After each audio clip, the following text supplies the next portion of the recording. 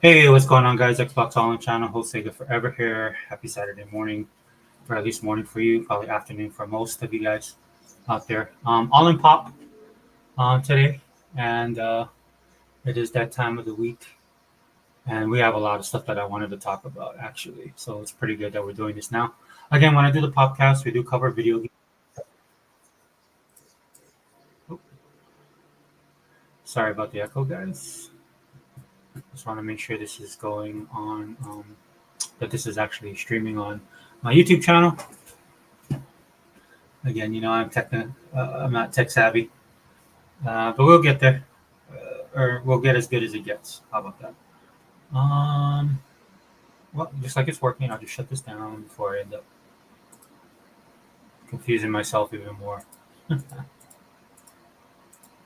But yeah, it was a pretty busy week. Um, Actually, busy couple weeks, and so some of these stories have already been in the news cycle. Just I can't do a video on every single story that I'm busy during the week. I try to sometimes. Sometimes I have time. A lot of times I don't. So what I do is I just put it all together, and then we do this podcast, which again is good because I have some content to share and stuff to talk about. Hopefully, some of the guys will be able to join. Didn't send out the invitations. I'll wait to see who pops in, and if people want to pop in, then more than happy to add them to the show. In fact, let me bring up my Twitter just in case. Actually, I bet you, you know, I have to do this early in the morning for me on Saturday. This is the time that it works out for me. So a lot of times the guys are, it's either midday or afternoon for them, so they got stuff to do.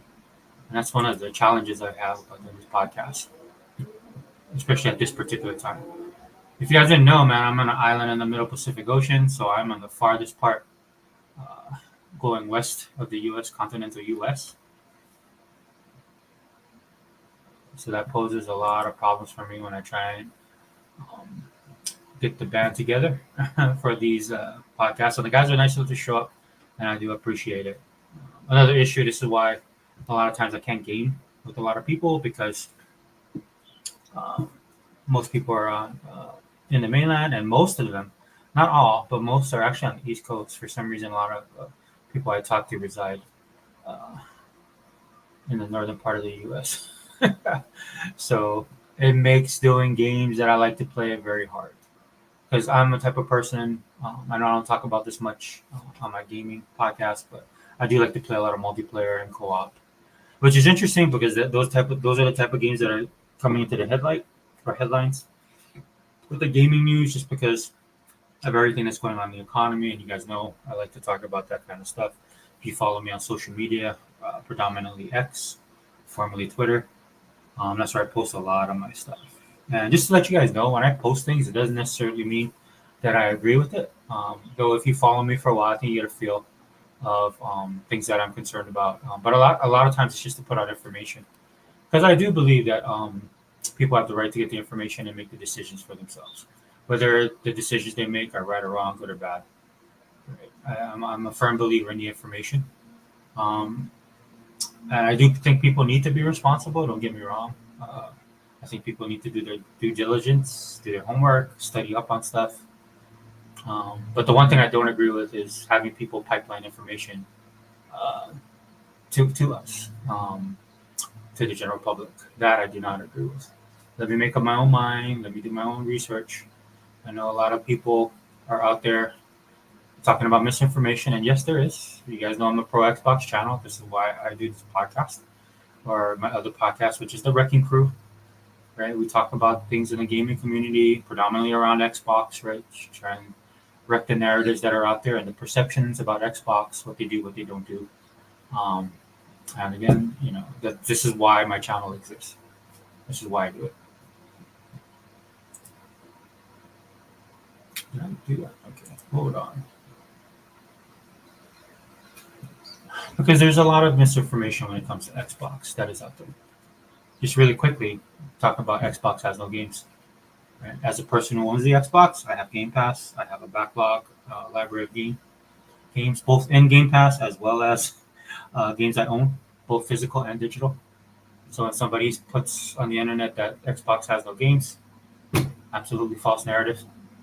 You could say it more specifically, like maybe Xbox, since it's not your preferred console, maybe you like PlayStation or you like Nintendo. So naturally, if you like the games that they make, right, or you prefer certain franchises on those that are made by those companies, right, and prefer Xbox, and that's the dishonesty. And then people nowadays, man, they really don't think before they talk. You know, I'll do a little riff and one liners out there, but that's just to poke the bear. That's what I do. But for the most part, when you're trying to have serious conversations with people and they just right down the line talking points, it's hard to have decent conversations with them. And again, that's why we talk so much about Xbox because it is, man. And I put myself out there, dude. I'm a pro Xbox channel. I say that all the time, right? But it's not just to fanboy for Microsoft. When there's problems with Microsoft or Xbox, I'm more than happily talk about it because it affects my bottom line, and that's what it boils down to. Right? It's just I don't like the hypocrisy out there. Want to keep things as cordial as possible, but sometimes when you got to get to the truth, you gotta wreck stuff. And again, that's why it's called the Wrecking Crew. So if you guys want a pro Xbox and an Xbox focused podcast, Wrecking Crew will be next week. Try and shoot for Friday. It'll probably be on Saturday, guys. My schedule is that's just my schedule. We got Columbus Day coming up, I think on the 14th. So I think that's going to be a long weekend, and so maybe I'll be able to pull a Friday night Wrecking Crew podcast. We'll see, dude. We'll see how the schedule works out. Hold on one second. I gotta at least shoot my boy one. I know. Look, he bought. He's a busy guy. Always like him to come on the podcast, but he bought got real world stuff going on right now, and it takes precedence over this, man. His family. As you guys know, on one of the podcasts, he was looking for homes. As everybody's doing right now, dude. The market's tight. Again, economy matters, right? So. But I shot him a link, man. If he can show up, I hope he does. Always appreciate his perspective, especially when it comes to a lot of the stuff I talk about on this channel. Right? Because first and foremost, man, it is about knowing what you're talking about, as well as again, smashing the narratives and all this kind of stuff. But it is, you need to be knowledgeable. And one of the things that's interesting about Hebody, he has the head knowledge, but also the experience. Way more than me. That's one of the reasons why I rock out with him. Let me see if I can send my boy something. Yeah, sorry guys, bear with me. If you jump into the thing, I am looking currently right now. I'm going to shoot these out anyway.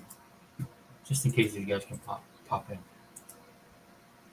Shout out to my boy Sega Man, dude. He's been holding it down. I know he's busy too.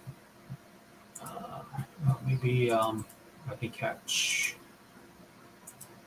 Yeah, I'll just shoot it out to everybody. How about that? Oh, dude, how can I fit? I'll even send one out to Unlimited. I know he's busy too. But we'll see how that goes. Sorry, man. Here we go, guys. I'm doing it again.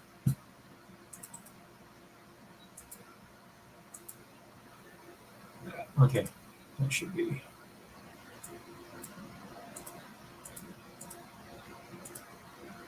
All right, man. I think we are good to go. Yeah. Okay. So we'll just roll the show. If people pop in, fine. If not, we can go solo, man. Like I said, this is the podcast, so the All In podcast. I even did the title wrong. That's fine. And so this is more of a podcast for pop culture on my channel. And I was looking forward to doing this, man, because there's like so much stuff going on this week that I really enjoyed. As you guys know, man, I'm a huge fan of Caitlin Clark. Back in the day, I used to play basketball. Was pretty good, man. I wasn't bad. Right? But it's just like everything else I do on this channel, whether it's comic books, video games, and stuff like that. You participate in it, and also a fan of it. And when I mean fan, you like follow, right? Like I follow the sport closely, right? Huge fan of the NBA back in the day. Even as far as the '70s NBA, man, because my dad played basketball, and that's why I ended up playing basketball because my dad was a basketball player and he was really good. Man. Dad's kind of a big guy too, so when I watched him play, of course, like all boys, you want to emulate your dad, right? So I started playing basketball because he started playing it, but then somewhere along the way, I ended up liking it, and I played basketball from when I was little all up to I graduated high school. And I've always kept in contact with the sport. I fell off, dude. Like just like every other thing. Look, we get older. We have lives, had a family, and all that kind of stuff. Still have my kids. Um, so Caitlin Clark, man, she comes in, she hits the scene, dude, and I'm not gonna lie, dude, I got caught up all in it. Right? I mean, all of it. And initially, dude, it was just about the hype, about the excitement. What she was doing in college, and I glommed on, man, because that's what sports is all about. Then, of course, she goes into the WNBA. So I was one of these fans that followed her into the WNBA. I knew about the WNBA. I knew the players in the WNBA, but like I said in previous videos, I did not watch it that heavily or support it at all. And like I said, man, I did my mea culpa, man. I apologize because I should have been because um, watching Caitlin Clark and then watching the WNBA, they have a lot of great players, a lot of good teams. Um, for especially for somebody that's a basketball fan. Now, if you're a person in the general audience that is watching this kind of stuff, again, it's like any other genre of pop culture. I'll put sports and pop culture now because it's so encompassing now, such a big tent. Because you have a lot of people that are watch like the NBA or the WNBA or watch sports in general that are not fans. Case in point, Super Bowl, right? Every year the Super Bowl happens, right? There's people throw big parties. When my Steelers happen to go, I know it's been years since they haven't gone, right? And my sister them my family throws big parties, and they're shocked that I will not go if the Steelers are playing. Because I'm there to watch my team, to support my team. Not, I don't care about the commercials and all that stuff. Now, if it's not my team playing, then I'll go and participate, no problem, right? And support, like, my sister's a Niners fan. Most of my families she's like the outlier, like as me as well, because I'm a Steelers fan. Most of my family are Raiders fans. They're huge Raiders fans. Been Raiders fans for years. Me and my sister, we can't. Every time, like we're fine, but if we're happening to watch sports, like if you're watching the Super Bowl, and then they show a clip of Franco Harris doing the Immaculate Reception, my sister gets all, we get into like this big argument. It never fails, right? And that's not a problem, man. It's just how hardcore we are. Okay, so I have no problem with that. But again, point being, WNBA, watching it, and then all the general fans coming in, and I'm pretty sure you guys heard about all the drama on both sides, dude. There was a lot of everything going on, man. It was just a. I mean, I'm not gonna lie, guys. I personally didn't. I enjoyed it. Right? You guys know how I talk about K dramas and stuff like that on my channel, man. That's all I looked at it as. It was just like one big K drama. With this girl coming in, this white girl, coming in and turning the league upside down, right? Some people liked it, most people didn't, and some people argue me. I argue with you to this day, man. A lot of these people didn't like the fact that this white girl came into the league. That's just the truth, and look, they just be honest about it, right? But it wasn't every single person, man. She had support too, right? I think the league needs to be run better. That's definitely on the front office side, right? But the biggest thing that was coming out was she came into the league because she came in with this other player, Angel Reese, and they were trying to recapture that Bird Magic dynamic in basketball that happened. And I was young when this happened. I lived through that whole thing. And I mean, I wouldn't say it was a 1-for-1, but I mean, it brought back memories definitely. And so they played it up, dude. But with social media and political commentary, right? Even in sports nowadays, politics is everywhere. It's all about the race, about that, And again, I'll be honest with you, that didn't bother me at all. The physicality of the stuff didn't bother me. I'm old school. I come from that generation. Um, but I mean, if the league wants to move forward, right, they really definitely need to make some changes.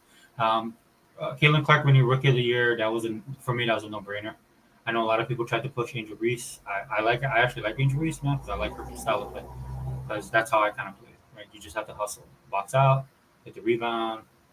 I don't care if she took 20 shots, missed 19, and got 18 rebounds. That don't matter to me. The point is that it's not a thing on her, man. It's a thing on maybe the league and the other teams and the coaches, right? They need to teach their players how to body up, which they don't. The consistency, like I said, in the WNBA is still an issue.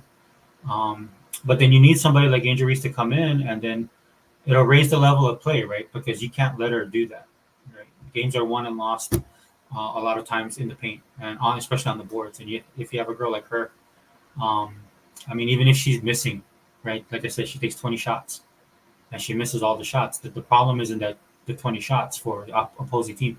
What the opposing team is to look at is Angel Reese is getting 19 of those 20 shots back. Right? She's getting 19 boards off of that. And a lot of times that's what keeps Chicago dangerous in the paint and on the boards and in the game. So um, I'm all for that because you can kind of see the evolution of the WNBA. Hopefully it continues, right? And that's surpassing all the drama. But I mean, for me personally, dude, Caitlin Clark it was never a question that she'd be rookie of the year.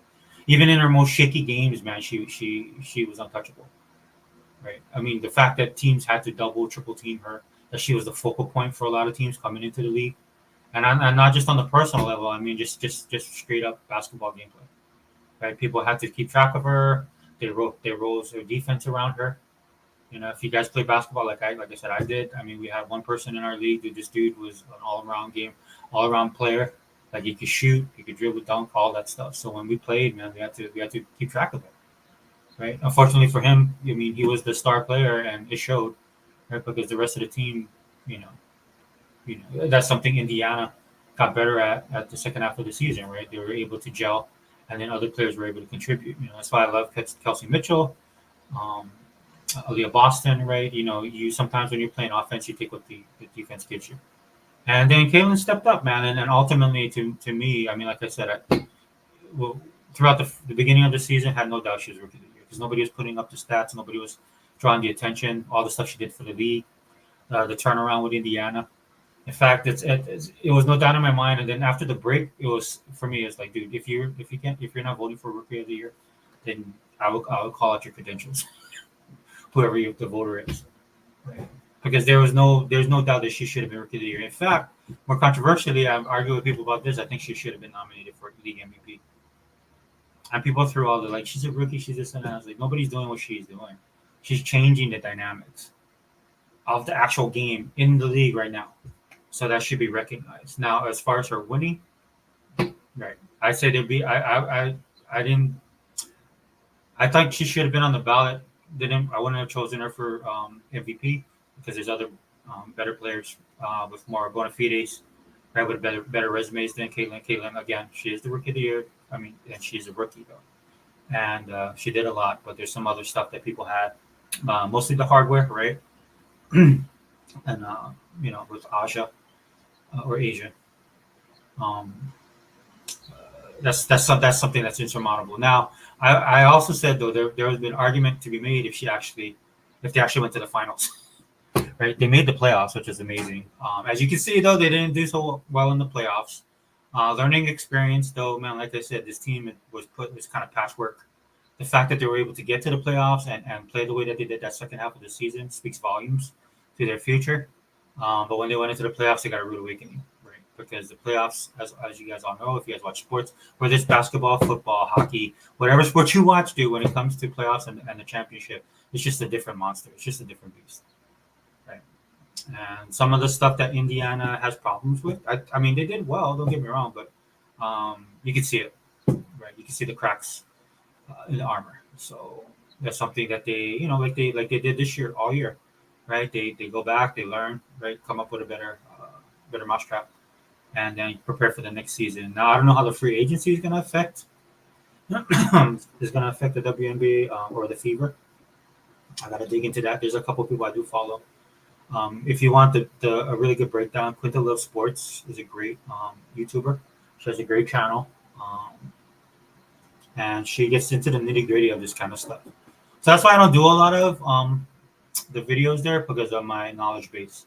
When it comes to the WNBA, I'm kind of learning. I just like to do this out of fun. Like this is just a one-off for the podcast since it is a podcast, and something I wanted to acknowledge Caitlin Clark for, man, because she did an amazing job. In fact, that I'm rambling on, man. I'm not even. Let's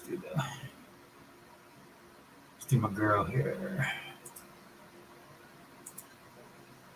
There you go. As you guys can see, hold on, let me bounce back and forth.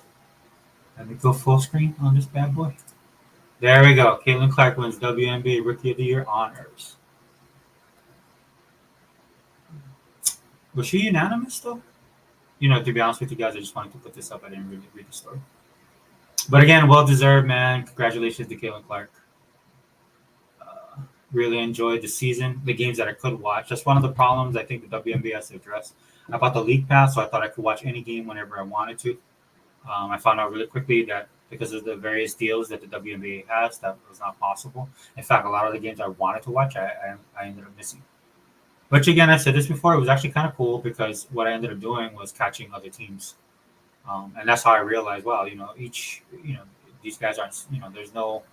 Some teams are better than others, most definitely, but being able to watch a lot of the teams, so it didn't surprise me that Minnesota ended up being as good as they were, or how Atlanta at their core is a really great team. So bad. I think the coach got let go though. I actually like the coach for Atlanta. I think she had the perfect game plan with him. But got to watch a lot of the Sparks games though, surprisingly. But my girl went down, so you guys know I'm a Laker fan, so I'm gonna rock out with the Sparks. It's gonna be my team. Even though I talk about Indiana the most because Caitlin Clark is that exciting.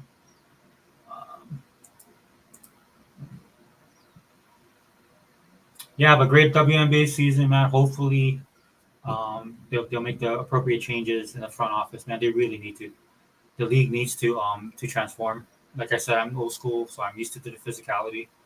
Kind of like it, if I'm being honest with you. But as far as the league is concerned, if they want to grow, if they want to get better, they're gonna have to stop that, right? Because you got a lot of up and comers going to be stepping into the league next year, right? A lot of people got their eye on these new college recruits that are going to be coming in, becoming professional.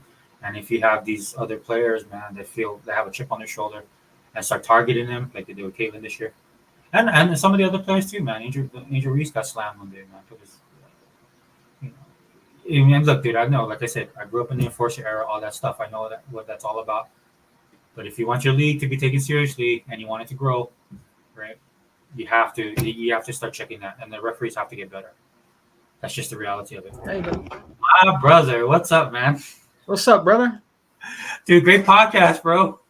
It took me a while to get through it, man, but because I was so busy. But I feel bad because I did a podcast and you covered. Remember the one I did last week? But Yeah, your brother. podcast, you guys covered a lot of this stuff, and I was That's like, okay, man. that was awesome. What's going on? Nah, dude, I just a podcast, dude. I actually went and watched Transformers, with my daughter. The movie. Oh, how was it? Dude, it was awesome. It was awesome. Oh, yeah? Yeah, I was like really, look, I didn't think it was gonna be bad. I heard there's a lot of people that liked it, Yeah. surprisingly. So I didn't think it was gonna be bad, but I mean, I didn't expect to. I'll be honest with you, Siggy man, dude, I was blown away by that movie. Oh, for real? Yeah. And I'm not saying everybody else will, but it wasn't what I was expecting. I'll be honest with you. When I saw the trailer, I thought it looked cool and impressive. And the trailer, dude, the trailer is long. Like one of the things I was worried about is that they showed everything. Yeah. Now, as far as content-wise, they show a lot from the movie, but as far as the story, absolutely nothing. It's the trailer doesn't do the actual story justice. So, A lot of people critical now, Sega Forever. Every movie, every game. Oh yeah. Everybody's like, oh, it sucked. Oh, that's bad. Oh, this and that. Everything sucks. Everything's bad. Yeah, I know you and I know E-Rock and Unlimited did a podcast specifically about that, and I know you guys touched on it as well. But the reality is, brother, if I'm being honest, dude, the reality is just people aren't happy. They're not in a good mood. Things cost too much. Yeah.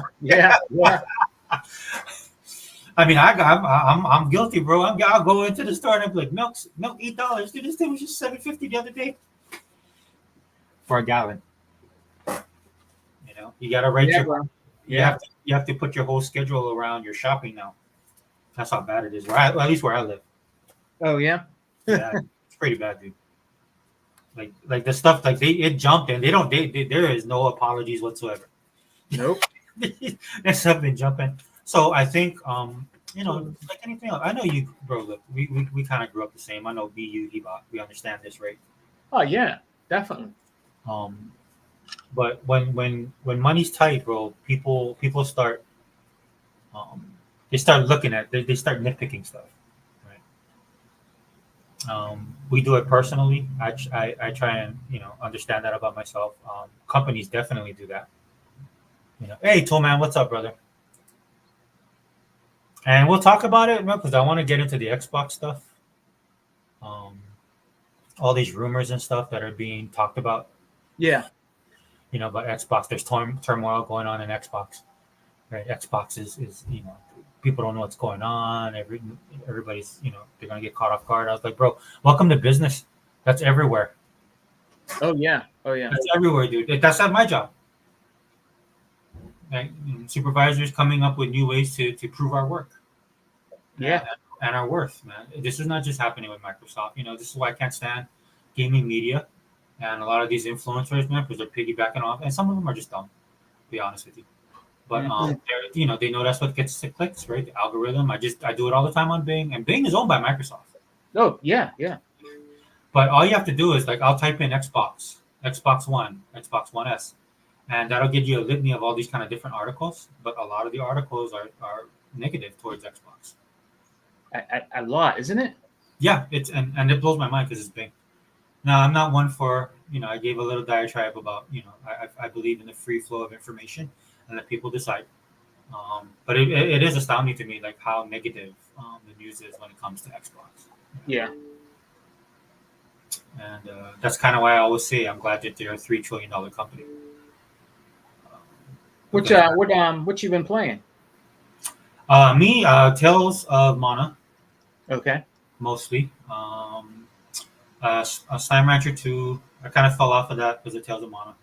I went ahead and purchased Atlas. Oh, what is that game? The one you're in the desert. What is it? Atlas. Oh my gosh, I can't think of the name. But it's this game where you're, you kind of slide on the desert floor. Yeah. And you're exploring.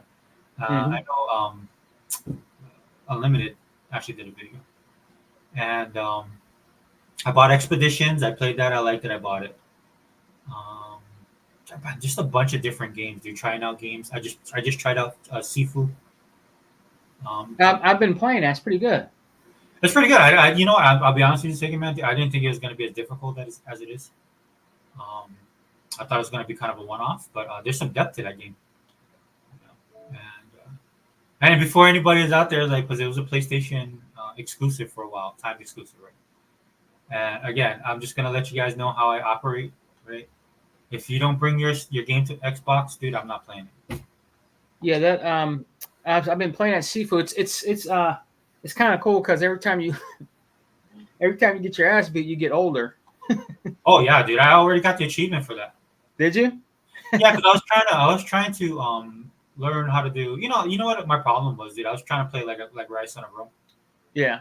I usually tend to play my games like that. Like I was trying to set up combos and stuff. Yeah.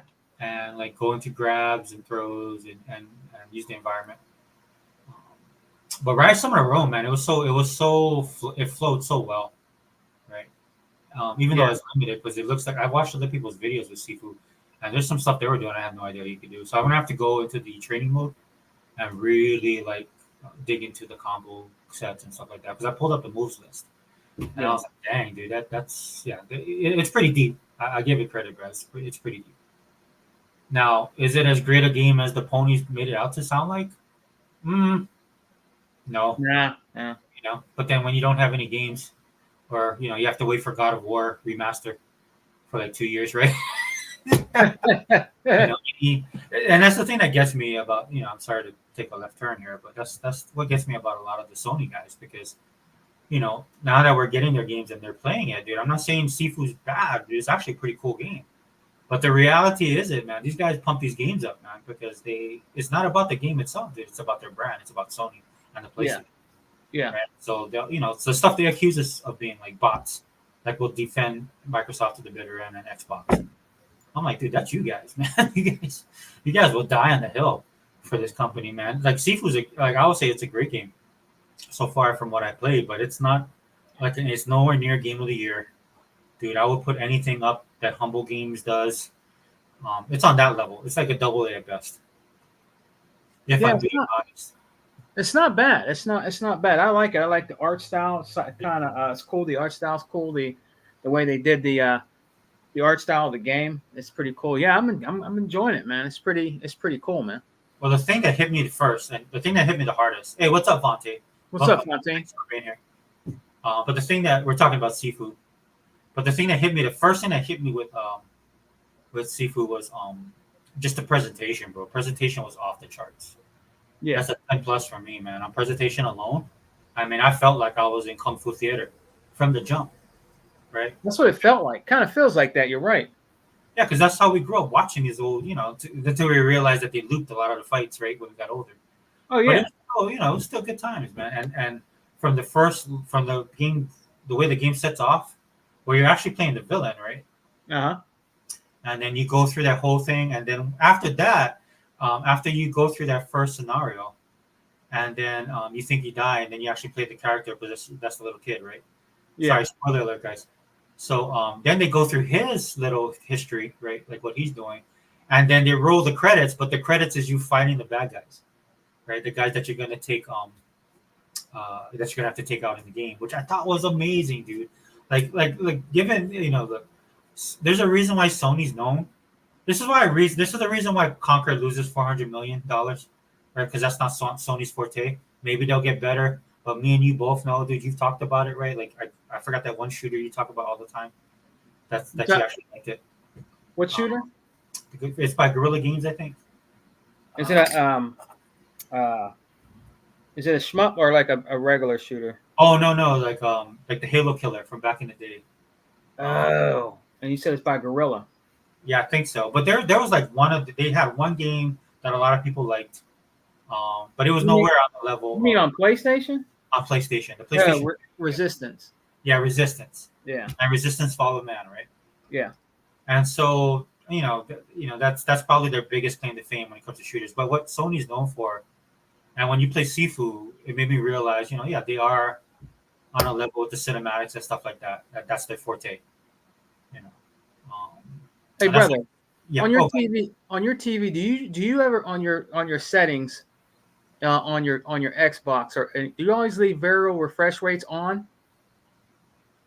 so yeah. So what I did with my are you experiencing lag with your No, controller? but do you always leave it on and do you leave your low latency mode on? I normally keep it because the way my TV is. Yeah. I usually keep it on performance mode Okay. because I play a lot of shooters. Yeah. Um, but the thing is that Microsoft had or Xbox set out that set out an update. I think it was the other week, Yeah. and that threw me off, man. I was trying to play Overwatch 2, and for some reason, man, I was just like, dude, I'm just getting destroyed. And then I realized, man, that my uh, the hits weren't registering, when I was Yeah. shooting, and then I seemed to move slower. And so I went into my settings, and it looks like they updated for what is it called? Dolby Vision. Dolby Atmos. Yeah, Dolby. Oh, the Vision, Dolby Vision. Dolby Vision. Yeah. And look, Dolby Vision is cool. It's okay. I mean, doesn't matter to me that much. And so I ended up having to readjust my. In fact, what happened was, man, it actually tanked my Xbox. Yeah. Yeah, because when I tried to turn on my Xbox, the screen wouldn't pop up. Oh, And really? yeah, so I did the hard reset. Once I finally got it to recognize once the Xbox was like showing on the screen, then I had to go into the settings, and then I realized that they had an update, and so I turned it all off and reset the box. Yeah, it took me a while because I was resetting everything, router, all that stuff. Yeah. And then I figured, you know what? I wonder if they had an update. And then when I went in, but I had to do the hard, man. I think you have to turn off the Xbox for 25 seconds, unplug everything, even TV. Yeah. Yeah. Yeah, dude. So I spent an hour trying to figure that out. An hour? Yeah, dude. It should I just again, which is one of the reasons why I stick with console. Yeah. I kind of don't like that stuff Me because and you both. I don't have the time, dude. I really don't. It's not about the means. Like even like I joke around about it. If I wanted to, I could learn how to do all this stuff at the studio, but I just don't have the time. I'm not pressed to do it, dude. Like when I play my games, I just want to jump in my games and jump out. Yeah. So So the variable refresh rates, you don't mess with that. I usually keep it in the performance mode. I'll Yeah. if depends on the game. Like if I'm playing and I have to get back on this game, Senua's a sacrifice, Yeah. and then they had what was the other one? Senua Hellblade, right? Yeah. Hellblade, Senua Yeah, Saga. yeah. So I got to get back into those games. The problem is I want to play with headphones. But I live in Hawaii, bro. It's hot right now, so I can't use headphones when I play. Oh, if it's real hot, man. Well, Hawaii, we're like in our summer, so it's super humid, man. And if I put anything on my head, dude, I'm sweating. And Brother, I hear you. I don't have AC, dude. I couldn't afford AC. Not installing it, dude, but paying for that electric bill is ridiculous. Well, I mean, that has to be the electrical would be horrendous, probably. Yeah, especially here in Hawaii, dude, because everything here is like everybody's experiencing. We were already there. Like when gas was like $4 for people, $4 in the mainland. Mm-hmm. Like that's the normal price of gas here in Hawaii.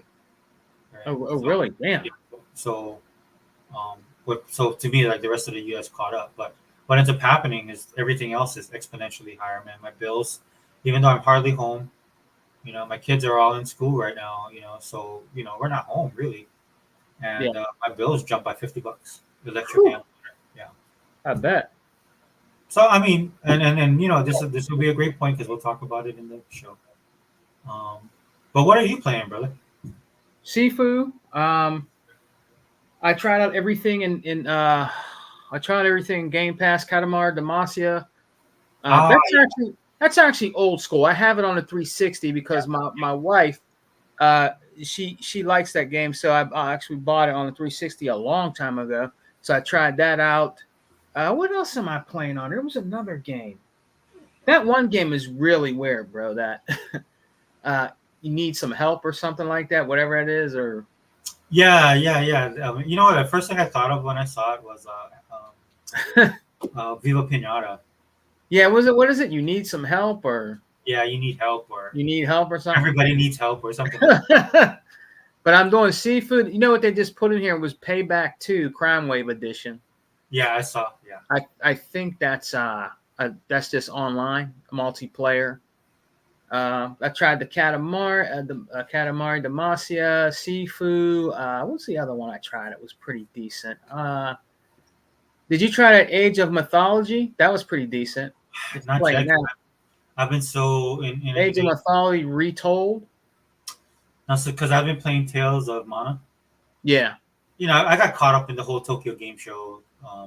The Tokyo Game Show this year was off the hook because I'm actually watching people broadcasting from the game show, dude. That game show, it was like old school Tokyo Game Show, man. And I'm also playing Mafia. Oh, nice. The original.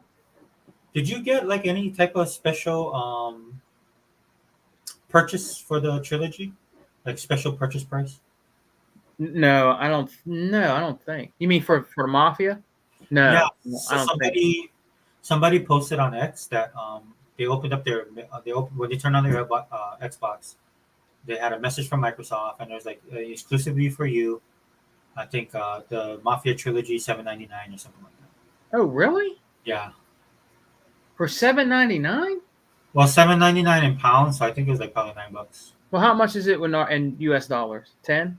Yeah, 9. I think probably $9.99. So that's not bad to actually buy. Then, if it's $10, I would buy that. Yeah, because I'm pretty sure I own it already. Man, now look what you got me looking. Sega Forever. You Yeah, said $10. I have to look, man. That's bothering me. I have to look. Yeah, see if you got that. Because if that's $10 Sega Forever, I'm gonna buy that. Let me see that. I didn't know. Well, it comes with the 2 remastered, right? Yeah. For Mafia 1 and 2, but not 3. Let me see. Yeah, Mafia 3. Let me see. Mafia. Is it Mafia the Definitive Edition? So it's the trilogy. So Mafia Definitive Edition or Mafia 1 and 2 should be the definitive editions, but Mafia 3 should be is not definitive. But I think you use Xbox, it'll upscale. Let me see. But Mafia 3 does have a definitive edition, so just keep that in mind. Oh crap! It says if you want to buy it, it's $31.99. So that was exclusive to that dude then. Wonder why though, Sega Fair. Why was it exclusive to him? You know, you remember how they used to send us like $5, $10. Hey, thanks for being a Yeah, yeah. yeah, I think this is another thing that the marketing people have come up with. yeah. To like they probably look at this guy's history, Hmm. and that's the thing. This is why again, for all of you guys out there that watch a lot of these so-called people that know what's going on at Xbox. None of these people know what's going on at Xbox. It's better for you to just be in the ecosystem and do it and experience it yourself, right? Because Microsoft does stuff like this. This is why some people are like, oh, they should market this, they should market that. They know what they're doing, guys. Yep, they do. Like look, me and Sega Man, dude, we both would prefer if they would do more physical stuff, Yep, right? But yep. Microsoft, there's a reason why they don't do it. And me and Sega Man, and even Hebot and Unlimited, we understand that. Do we like it? No. Are we still going to talk about it? Yes. Right? Yeah, of course. Kicking and screaming all the way to the grave, right? We want Yeah, more physical copies. I personally want more. I won't speak for the guys, but I want more physical copies that have an extra oomph to it, man. Like I want the statue or I want the soundtrack, because it helps me feel like even more justified for buying physical. yeah. Because it should be unique and it should be special. If you're not going to do it mass market, at least give us something as fans. Um, Oh yeah, yeah. yeah.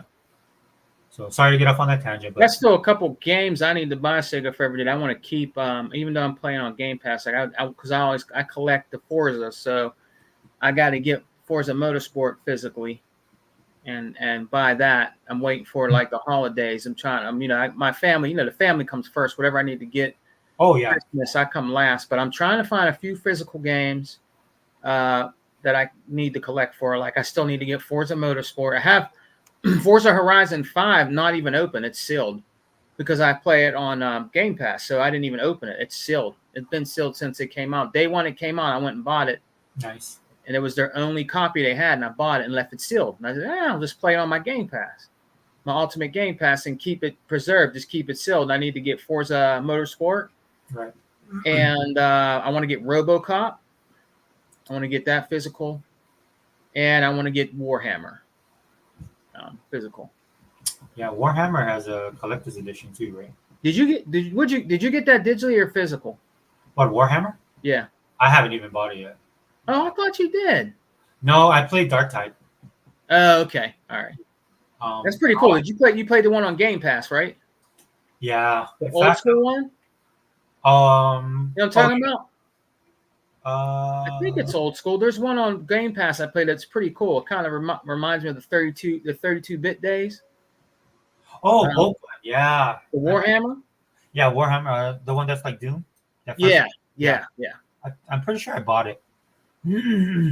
That's pretty cool, brother. Yeah. Six Forever. I like that. That's cool. It reminds me of Doom. Yep. Yeah, I'm glad they put it in Game Pass because I was able to try it, and for some reason, unlike Doom or Unreal Tournament, I don't get nauseous when I play it. Yeah. And I think it's just because of the movement, because you are a kind of a bulky character as a Space Marine, right? Yeah. And the movement is not jerky, and it doesn't bother me. So I played it and enjoyed it, man. I got past several levels, dude. I was enjoying it immensely, and so I just ended up picking it up because I think it's published by 505. Is it 505 Games? Yeah, so I try and support 505, Nacom, Humble. Yeah. All these guys that have been putting into Game Pass. Yeah, sometimes I just straight up buy the game. Oh, hell yeah, dude. Like the Threads of Time that I showed on the video last Mm-hmm. podcast. Threads of Time is day one for me, dude. I don't. If it comes in the Game Pass, that'd be awesome. If it doesn't, It might come. It might come in the Game Pass. yeah, it might. Like Microsoft has a good relationship with these people, so I that's got an update for. I got an update for Stalker 2. Oh yeah, It came to the Game Pass. It was an update for that. So waiting on that. they released a video, right? I gotta watch that one. Yeah, I think. And I bought a very nice E-Day T-shirt. Gears of War. Yeah, that's pretty cool, bro. Yeah, I got that because they're gonna actually sooner or later, like around when that comes out, they're gonna run out. They're gonna run out because the first run they ran out. I went as soon as they announced E-Day and they showed the T-shirt. Right, I went right to the Microsoft store the gear store, and it was gone. The day they announced it, it was gone. They were out. Yeah, I'm not surprised. Gears fans are hardcore, man. Well, yeah, I'm a diehard. You know how I am, me and Zinc. But I can't wait to see that. See the engine, Unreal Engine 5, do its work. Its best work. You know what I mean? Can't wait to see that. Avowed. I think Unlimited's waiting for Avowed. So. Yeah, unfortunately, he's gonna have to wait a while. And I know he's not happy about the Assassin's Creed. Oh yeah, yeah. I think he might not even be more happier just from all the rumblings that are coming on about the character.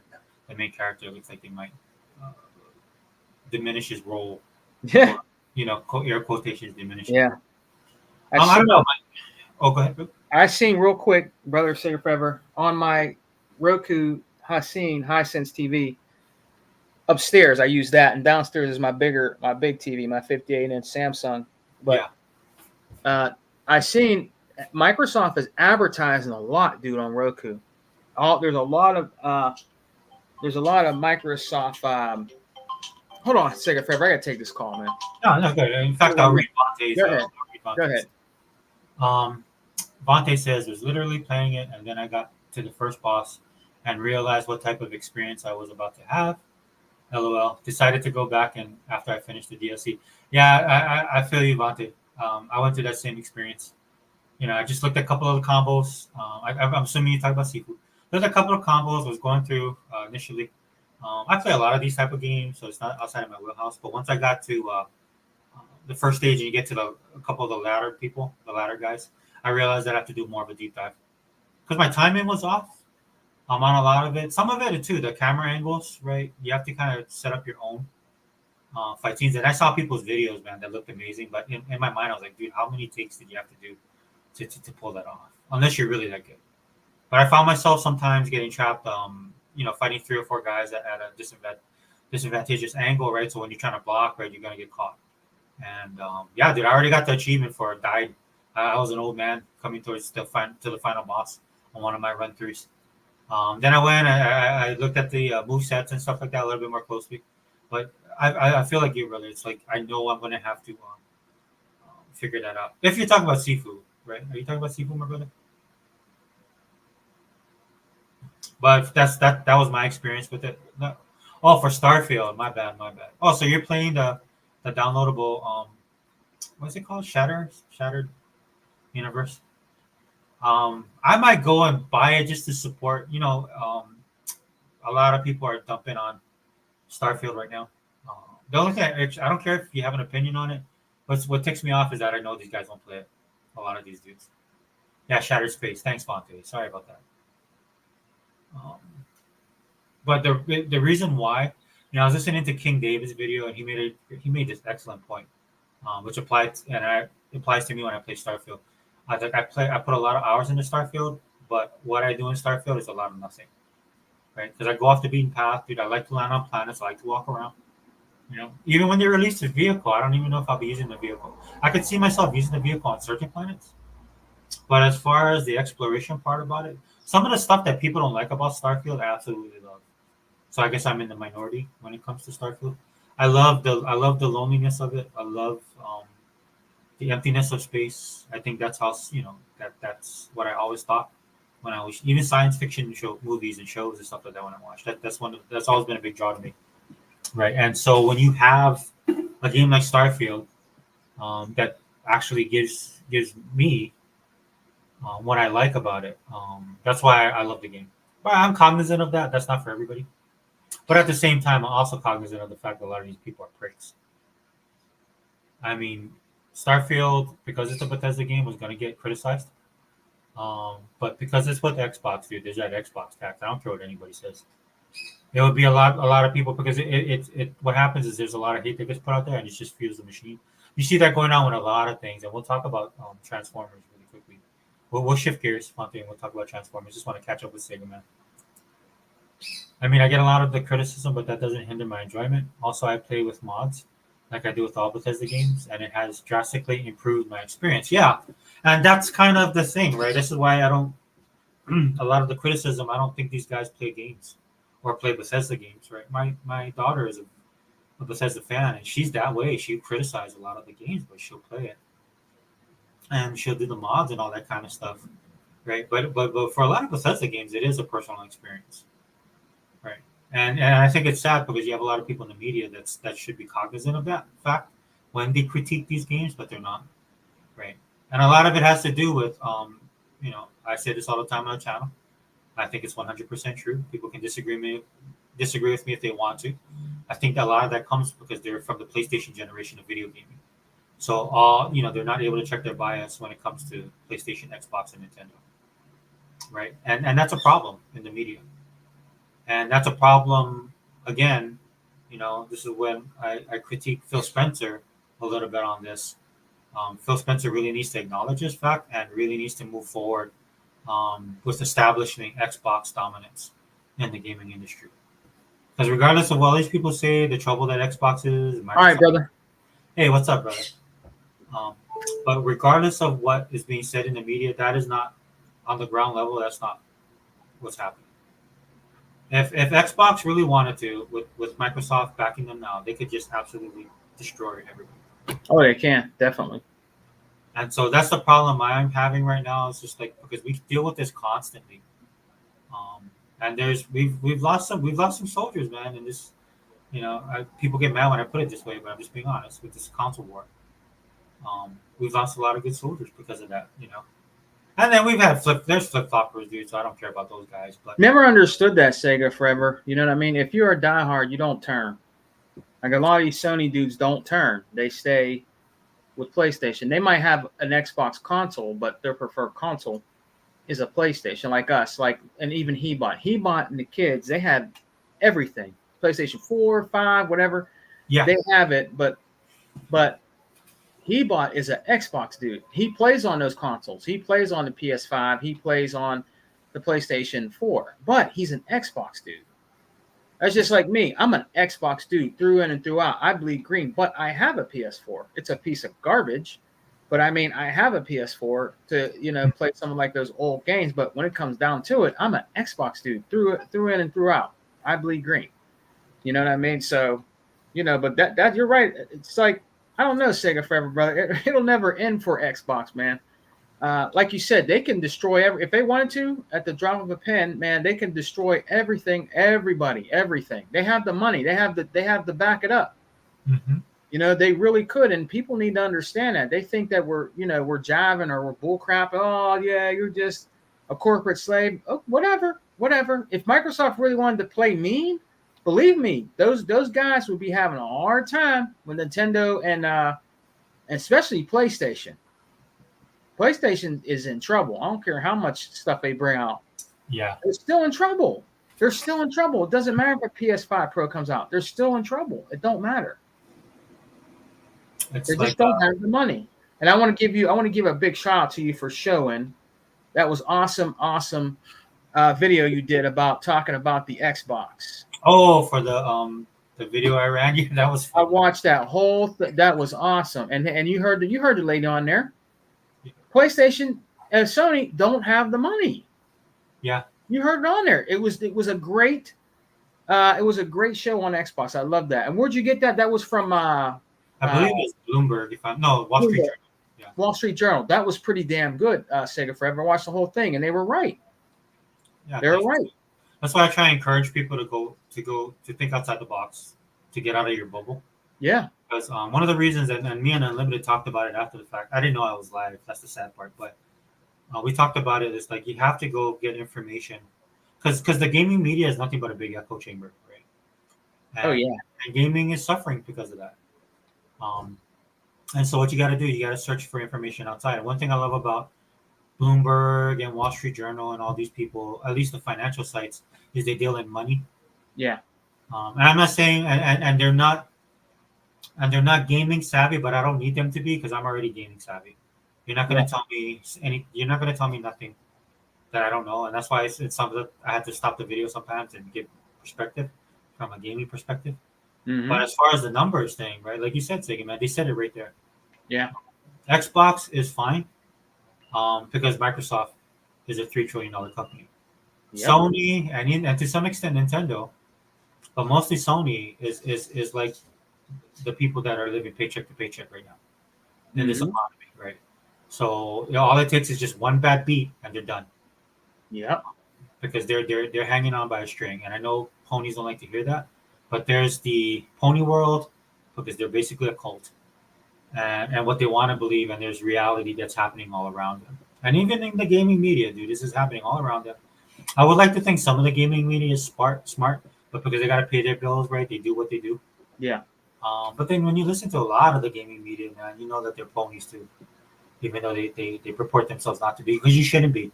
If you're a journalist, right, you need to check your bias at the door at all times. Oh yeah. If you're an analyst, you should do that. So that's why I do the financial thing, Sega man, because at the end of the day, like I like to say, especially when it comes to Microsoft, decimal points matter. Mm-hmm. A decimal point moves left or right, and that's you know people, hundreds of thousands of people will get laid off, right? Right, like your company could go under. I like that you did that. I seen that and I was like, man, that makes a lot of sense. They broke down stuff, Mm-hmm. talking about our Xbox, how many they sold and all that. But I was looking at that, Brother Sega Forever, and I would have to disagree with one thing. I think some of those sales that they showed on that chart, I think Xbox did just a little better than that. I don't know what they were going by. I don't know if was it the Game Pass they showed or was it consoles? It was one of those. And I was like, I don't know. I think they're higher than that. I think they're higher. I think they sold more than that. You know Well, what I so mean? this kind of gives credence to what some of these people are saying, even though I Yeah. disagree with them, because they're just extrapolating the numbers off of information. Because Microsoft does not, and that's one of the things I want to talk about in this podcast, guys. Microsoft does not give out this information Nope. at all. Nobody knows. Every time you hear somebody talking about this stuff, even me, we're speculating, Yep. right? And we speculate with the best information that is out there. And that's why it's hard sometimes to do these videos because for a lot of the sources, I don't trust them at all, right? And you're So right. You're yeah, right, Singer Forever. Nobody actually knows the numbers, and you're not going to. Satya and Phil, Yep. right? Even when these guys talk about how there's moves being made and nobody knows what's going on, everybody feeling that way, guys. Everybody, or the majority of people that are in the working in a working society is cognizant of this. Even I, where I'm at, and I work for a corporation that's actually it's a huge corporation, one of the biggest in the world. I won't get into specifics, but money is not an object for them. Now, the way they spend their money and the way they get funded, that's a big thing. Yeah. And so it's not the private sector. I just give you that hint. In the private sector, so much so, right? So when you guys look at all these reports that are getting put out, do the research yourself, man. Go to the source, number one. And one of the things you got to be cognizant of the fact is that when you see Phil and Sarah, they're not really bothered about stuff. Yep.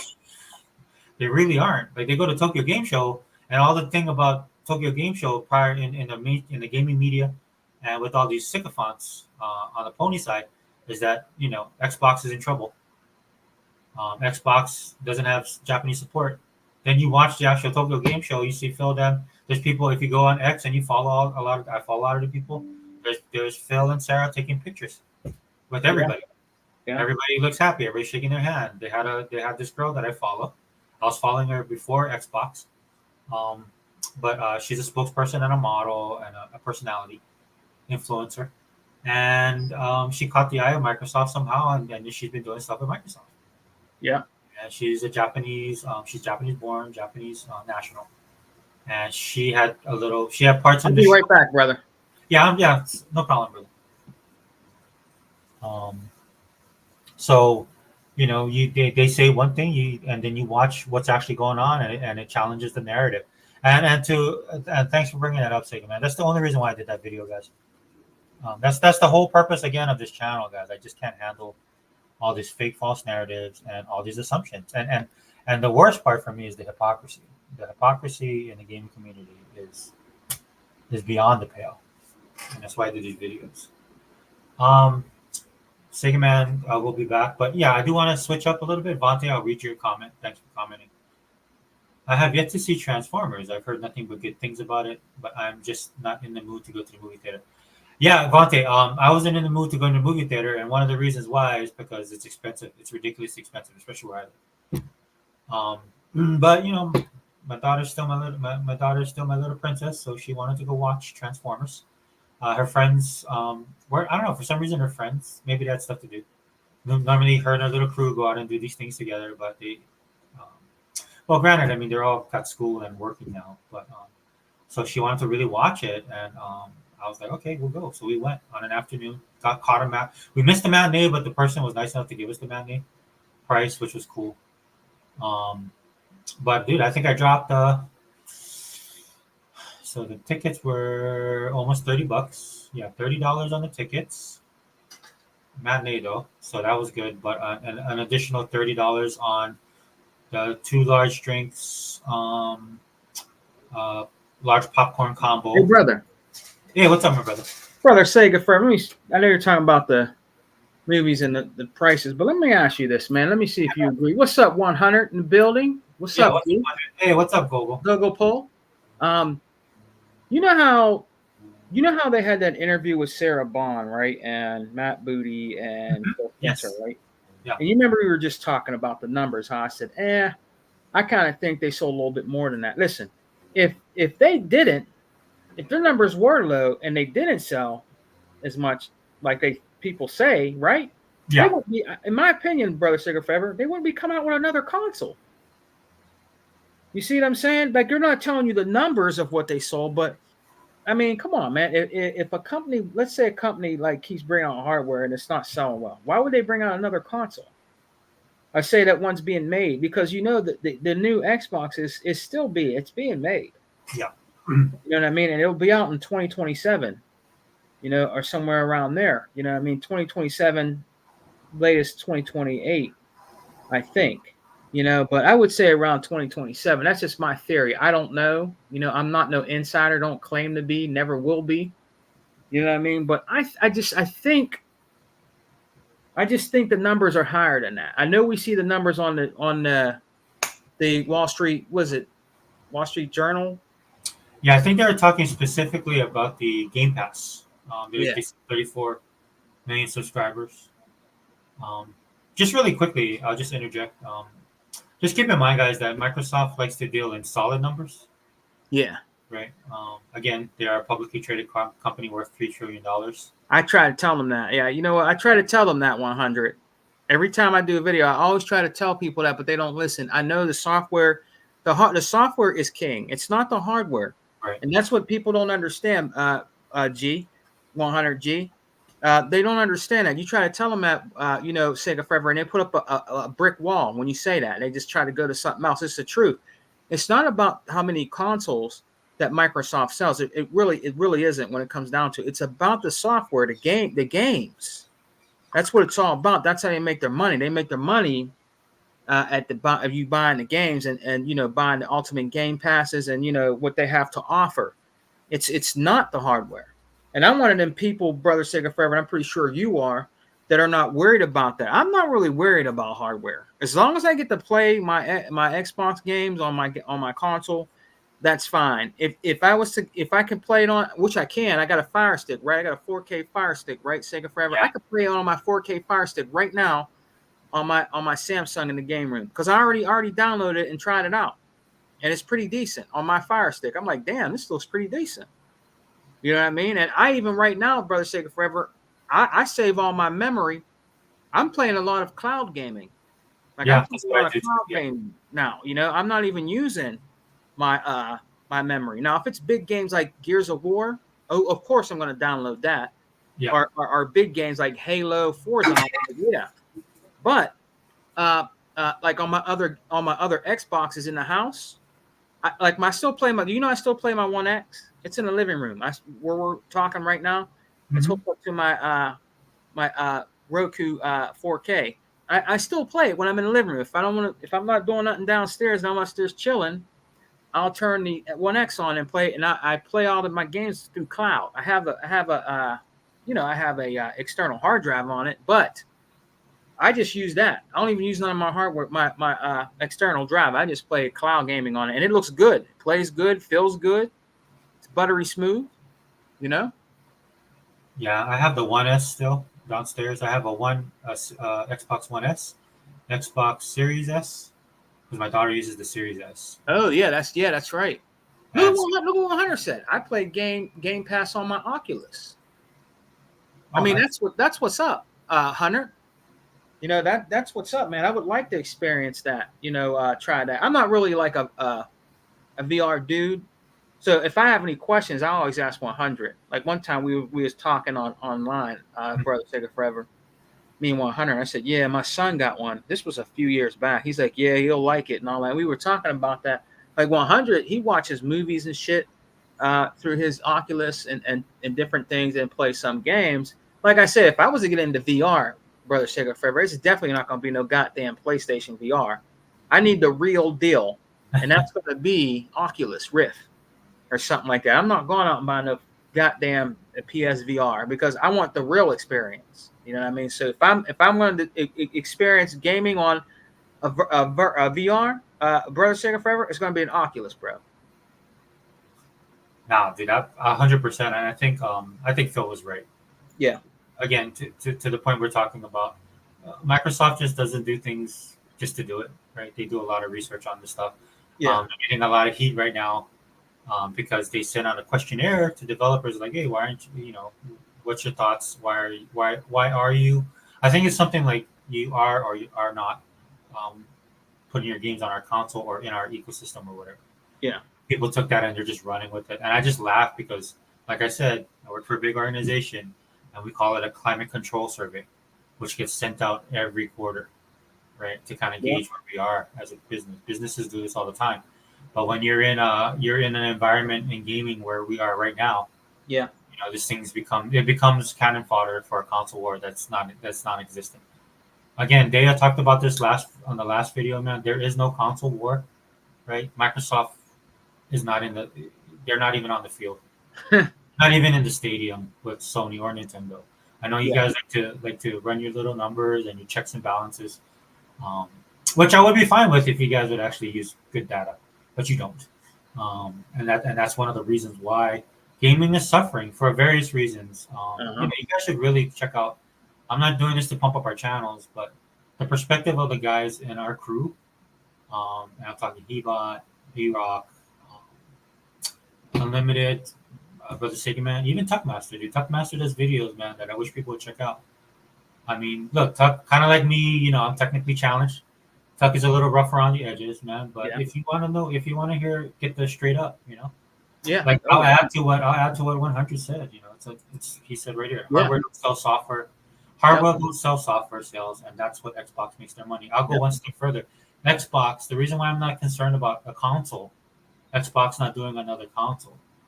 I believe they'll do not just one, but two more consoles. And the reason why I feel that way is because it's not just about software sales; it's about ecosystem. You are in an ecosystem, right? Yeah. Like right now, when I go on the Microsoft Store, they have the Dukes of Hazzard complete series for $27. Yeah. All every season. Now, granted, it's digital. You can't beat that. You can't beat that. And it's way more physical. It's way more. I've seen it. It's over $100. Also, Family Matters. I already own Family Matters. Over $100, bro. Yeah. But Family Matters, I believe, have 9 seasons. All 9 seasons. I think it's right now like 30 something bucks. But I already bought it when it was 20 something dollars. Yep. Right. So what you're looking at every time you see, that's why I kind of don't feel sorry. That's why I tell people not to feel sorry about if you feel some kind of way, like how people try and guilt you about subscribing to Game Pass and not buying games. Right. You're a part of the cog. You're a cog in the machine of people that are constantly buying. This is why Satya talked about MEUs, monthly active users. That's just not gaming. That's ecosystem. That's like, okay, this dude, like we had a summer sale and then like 100,000 people bought this DLC, right? Because it dropped from $7.99 to $3.99. Everybody's like, oh, that's a deal, right? Yeah. It's an ecosystem. You guys got to change your perspective and thinking, right? And they can't get rid of the console because so many people. It's not just about the number of consoles. Again, I would love to see Sony provide the receipts on their supposedly 61 million PS5 Pros, no PS5s that they sold.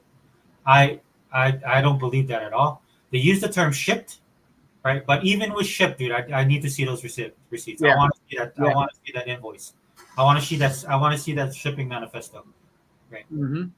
Because people out here is trying not to lose. Is trying to. They have to like stretch their gas in their car for like for a couple of days to get paid. That's how bad the economy is right now. And you mean to tell me that people is dropping that type of money? Of course, if it was Xbox, right, it would be the end of the world. Yeah, right. Yeah. It's the truth. You're right. Hey, listen. Second Forever. You're right, bro. And what I don't understand, I never understood this. You know, we all know, and everybody in here knows. Google poll. Everybody 100. Software is what sells. Software is, if you sell the software, you know you're doing good. If you're selling games, the software, you're doing very well. And Microsoft is a software company.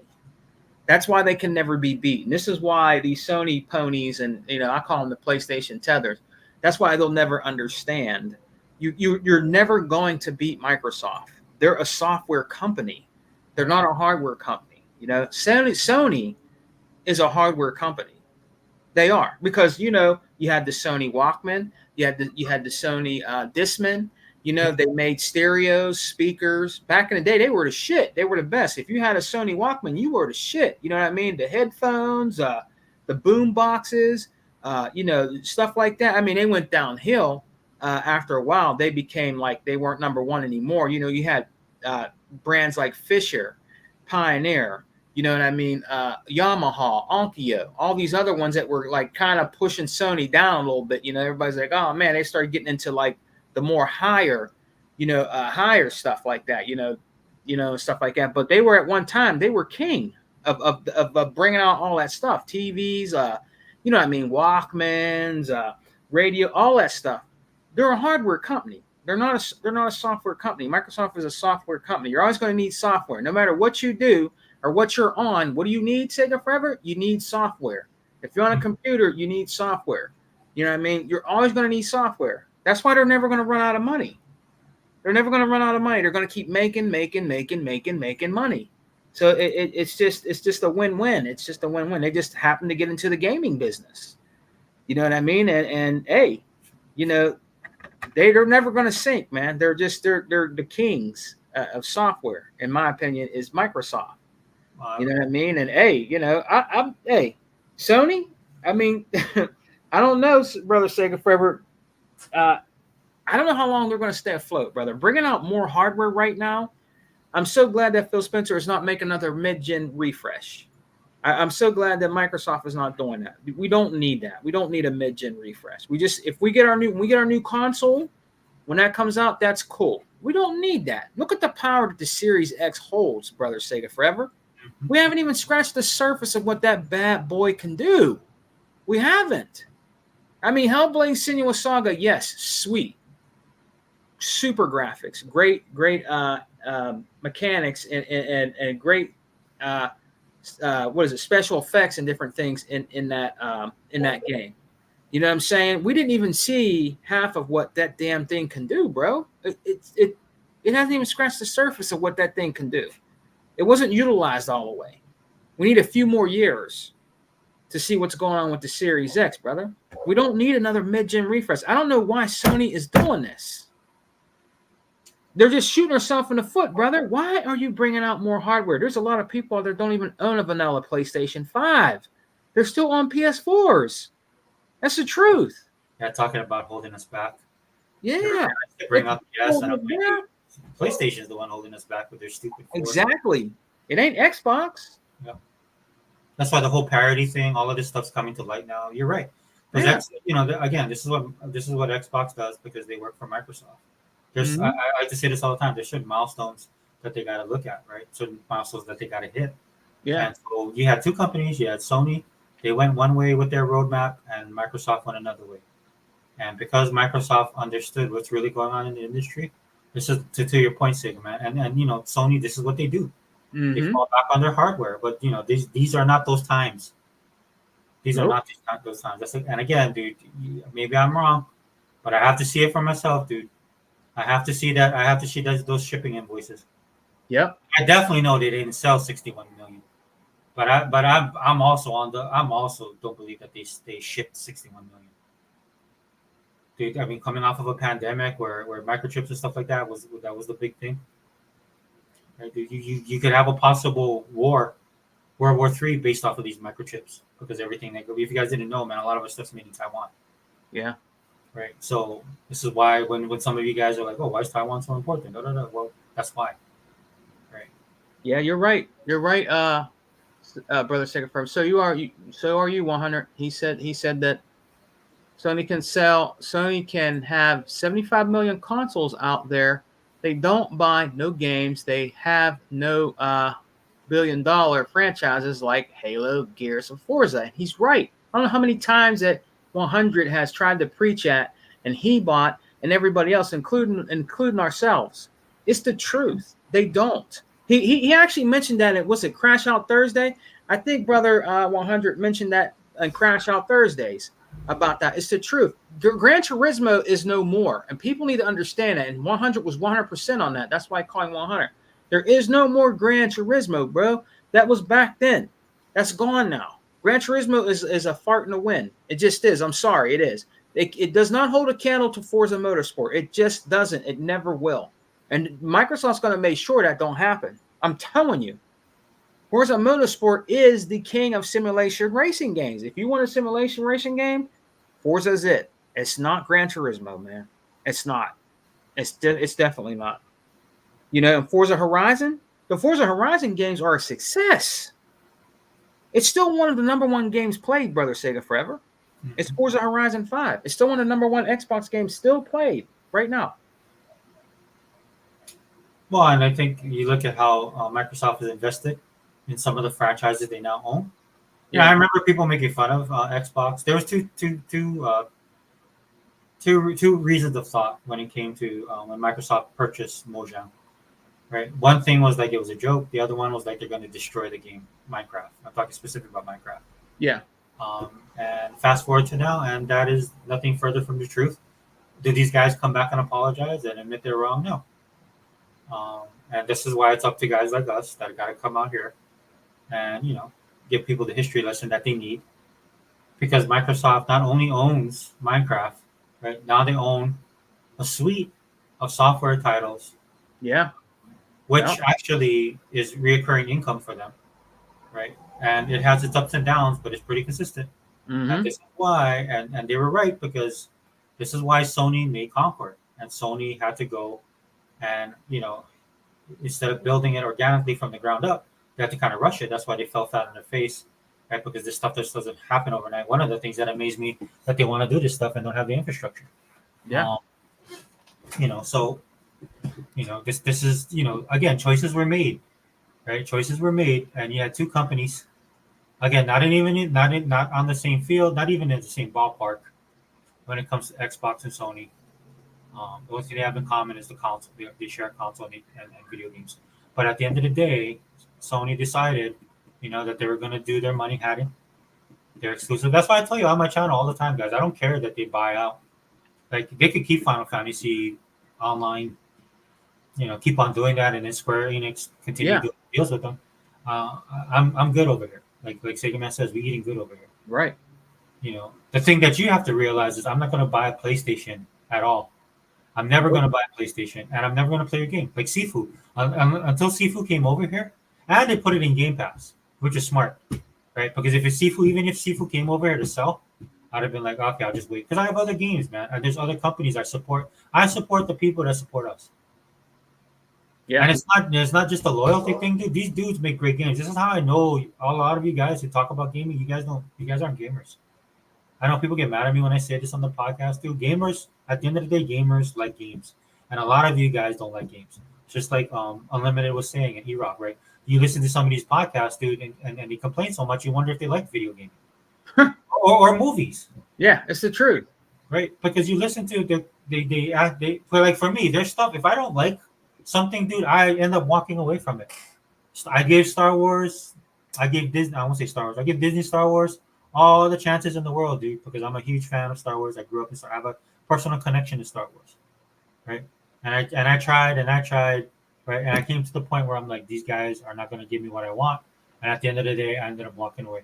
Now, am I sitting here making 500 million videos about it? No. Because then what I'll do is I'll just take the time that I'm saving watching Star Wars, and then I'll go watch a K drama. Or Paramount has the Stallone. What is it called? King of man, dude. What is it? There's a TV show that Stallone does. It's on Paramount actually. It's called King of. It's about a mobster that moves from New York. He kind of gets ousted out of the family, so then Oh, he okay. moves to like Kansas City, and then he starts up something over there. It's a really great show, really well. Oh yeah. Yeah. But that's the point. Yeah, that's what a lot of these people have to understand. And we'll switch gears because I do want to talk about this. This is what a lot of these companies got to understand, dude. You don't hold a you don't have a pigeonhole on the market anymore, right? So for a lot of the people that are wondering what Microsoft is doing, or they have rumors and insiders saying stuff, all Microsoft is doing is being fluid. You have to be. You have to be fluid, man. I don't know. Again, if you guys are in the market and you guys are looking at stuff, or if you guys go down to if you drive down your street like where I'm at, dude, there's this one place that have a bunch of food places. They're all gone. Right? Pandemic came, everything got shut down, and these guys were never able to come back because then everything got expensive. So these guys left. Either they're doing food trucks or they moved to a cheaper side of the island. Right? But what ended up happening is all these condos are starting to come up now. Right? The market, you have to stay fluid, man. If you're not fluid, dude, you're gonna get buried. Hey, what's up, brother? Hey, it's Brother Hebot. Yo, you guys are a bunch of bums. You don't fight nobody. Y'all don't call nobody. I hate y'all. What you eating? You got something for me to eat? Second straight for the food. You heard something. Did you get my link though, right? I sent you the link. Yeah, I saw it 9 days later.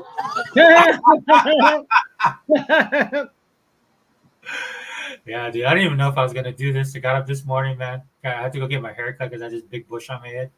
It's hot here, bro. So my barber had an opening. Yeah, what'd you have, Sega Forever? You have a Hawaiian Afro, bro? Dude, man. You guys are a bunch of single mother effers. Nah, so I mean, I went over there. She had an opening, dude. So I took it, and then that's when I came back. And I was like, oh, I'll do a podcast now. Yeah, that's how my life is now too. Plus, I gotta pick up my son, dude. I mean, he's in college now. So I forgot they went back to school because they both graduated, but I'm like, oh yeah, but you still have classes. Back to school again. Did you get a Back house? to school again. Back to school again. Yeah, dude. Back to school again. Were you able to get a home? Like, how's it going? How's the hunt? No. That's got me depressed right now. No, you tried. Yeah, You tried though. dude, it's hard, man. Yeah. The way it's set up, the system is just like, oh man, it's not. It's like everything else in the government, in the United States government right now. It's not doing what it's supposed to do. You get what I'm trying to say? Oh yeah, Yeah. the Yeah. politicking is on another level. You know how the government had the audacity to sit up there and tell these people that are suffering from this hurricane that they don't have money for them. Meanwhile, they helped everybody else. They shouldn't have had no business helping, Yeah. right? Oh yeah, That's exactly how it was designed with that whole thing with Section 8. They tell you they're going to do one thing, but then they do another thing, and it just became too difficult, and time ran out, basically. You know what I'm saying? yeah. Oh, Is that the one where they offered him $750? people, yeah. That ain't nothing. That ain't nothing. Basically, have to start all over. Mm-hmm. But this time I'm looking into programs, first-time buyers where they help out, especially when you have disabilities and stuff. To see if I can do something. I'm thinking maybe going upstate because 3 hours from here, because they have houses that are like 5 and 6 bedrooms for like 120,000. Oh nice. Which is cheap. Yeah. My area, you might as well shoot yourself. They want $1 million for like a 3-bedroom. They're crazy. Sheesh. Oh yeah. It's like that. Yeah. You're never going to be able to do that. Never, unless you become rich, obviously. But that's a needle in a haystack for most people. That's the real reality. That's not for most people. Yeah. But, You might have to move in with Cardi B. Huh? You might have to move in with Cardi B. If she wasn't such a hoe, I wouldn't mind moving with her. She looked good as hell. Mm-hmm. She understands though, dude. Have you seen her rants where she goes off on cost? Because she came Oh, up, yeah. right? She came up a certain way. Yeah. So she knows, man. She talked about it. Like she's Yeah, talking she about knows. family. Yeah, she knows. Yeah. That's probably when she's the most coherent, right? When she's talking about real world stuff that affects them because she's experienced it firsthand and she still has family. Like she talks about that. You know, a lot of us come from big families. Yeah. You know, and so when one is doing good but other people struggling, you try and help out. Dude, my brother, man, they raised the rent on my brother. Like they wanted like over $3,000 now a month. Sheesh. And he's like, bro, I gotta bounce, man. You have to go stay. You know, he has a good job too, man. He makes money, but I have to go stay with. He's gonna go move back with my dad, man. Save up some more money and actually get a house. Wow. 3,000. Yeah, everything is like 3,200. Yeah, and there's all kind of reasons why it's like Hawaii is just ridiculously expensive. I told Brother Hebon, I said, man, you'd be safer moving into Pittsburgh. It'd be cheaper. Well, but for how long, right? Yeah. It These people are depends. coming in It depends. these guys, these corporations too, they're coming in, they're buying up a lot of the spots. Yep. It's an investment, Yeah. stuff like that. But just like everything else, dude, it's an investment, but they want a return on investment, and this is how this stuff gets ridiculous. So. Then you're dealing with being replaced, you know, new money. Like where I live, bro, we have a lot of people from Asia moving here, right? Because where they're at, dude, it's not working out for them. Look, Google poll 3,200. Yeah, it's either 32 or 3,500, bro. Because there's somebody that's willing to pay it. So, you know.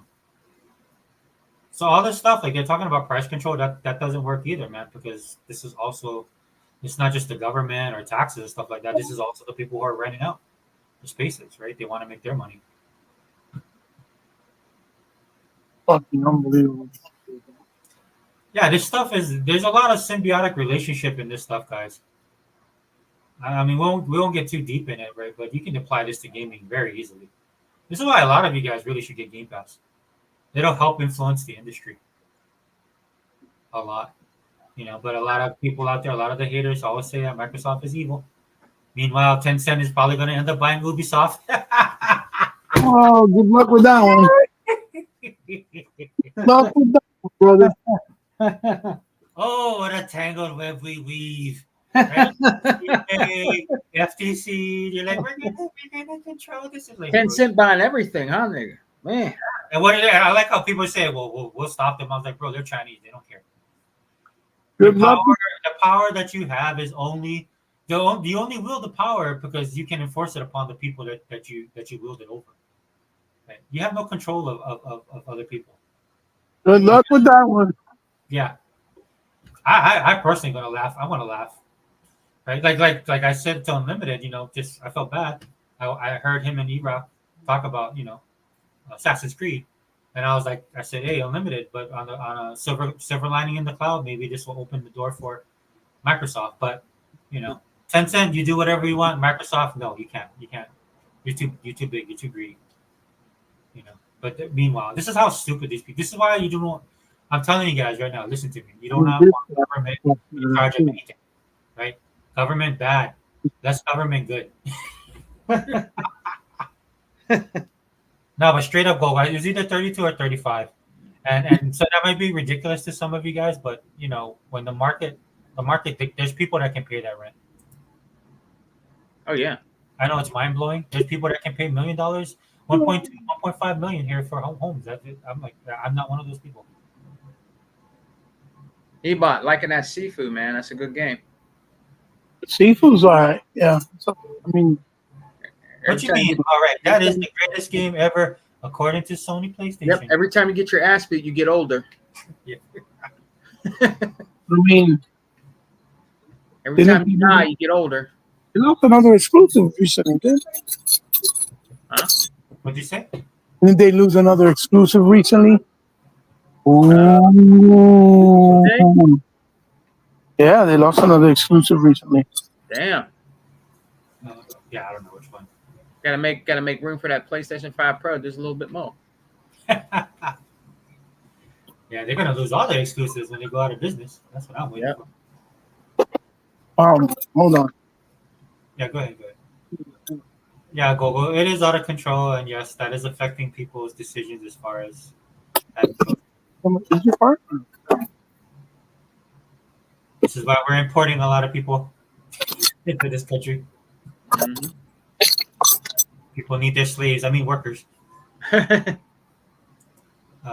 That's 45 a year. Yeah, dude, that's real. That's real, bro. Try. You don't even want to know what it would take for you to buy a house here. What up, man? Yeah, Because it's it's not only expensive here.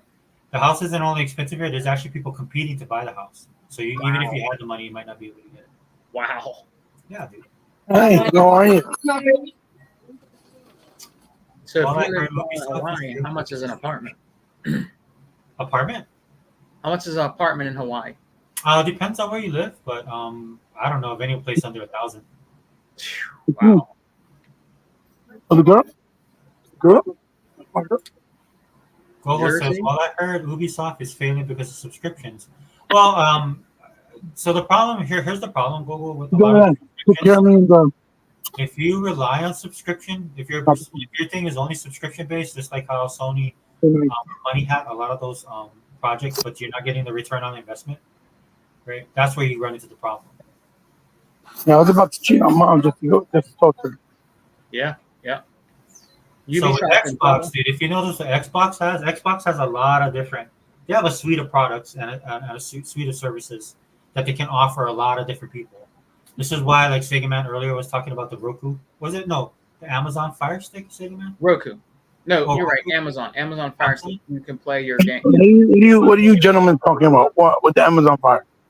Oh no, so I'm just answering Gogo's question. So what it is, Gogo, is that's why they talk about. And then look, if you like, as I tell you guys, stop listening to the media, right? Because they'll take that and they'll be like, okay, their Xbox is dead. They're not making consoles, and they're going to do it with consoles. Like no, Xbox, Gogo, Nice. they're trying to reach everybody wherever they are, right? Because that's revenue, right? Yep. It's not that they won't get rid of consoles, man. Because there's three guys on this podcast right now, dude. If we tallied up how much we spend in the Xbox ecosystem, dude, it'll probably blow our minds. Right? Yeah. I mean, I just bought I bought Uga Tail, the beat 'em up that came out not too long ago. I just bought it yesterday. Nice. What else I got? I got a couple. Yeah, but what's the other? It's another game that was on PlayStation just came out, and it wasn't the one with the girls. You know, the MMO. That was one of them. You know what I'm talking about? Whatever. What is it? No. The MMO that came out. On PlayStation?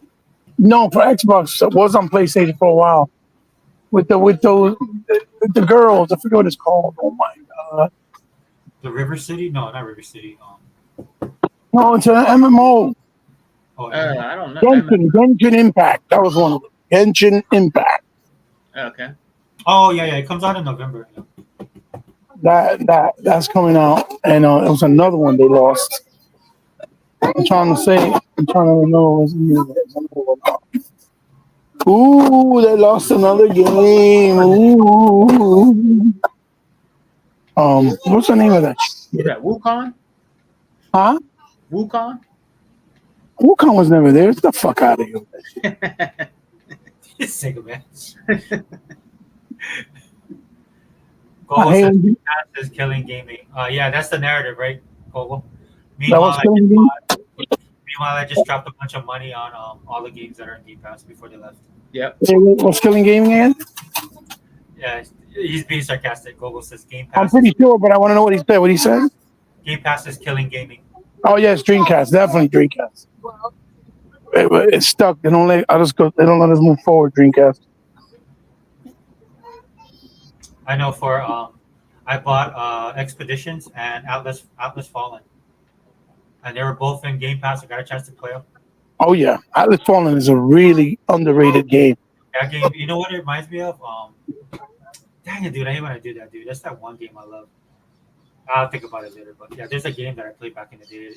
I was playing Atlas Fallen, and I was like, I can't remember the name. It's really underrated.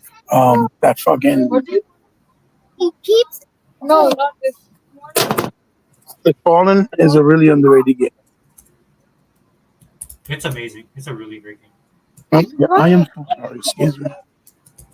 Yeah. But it's super underrated. Like the combat is fucking great.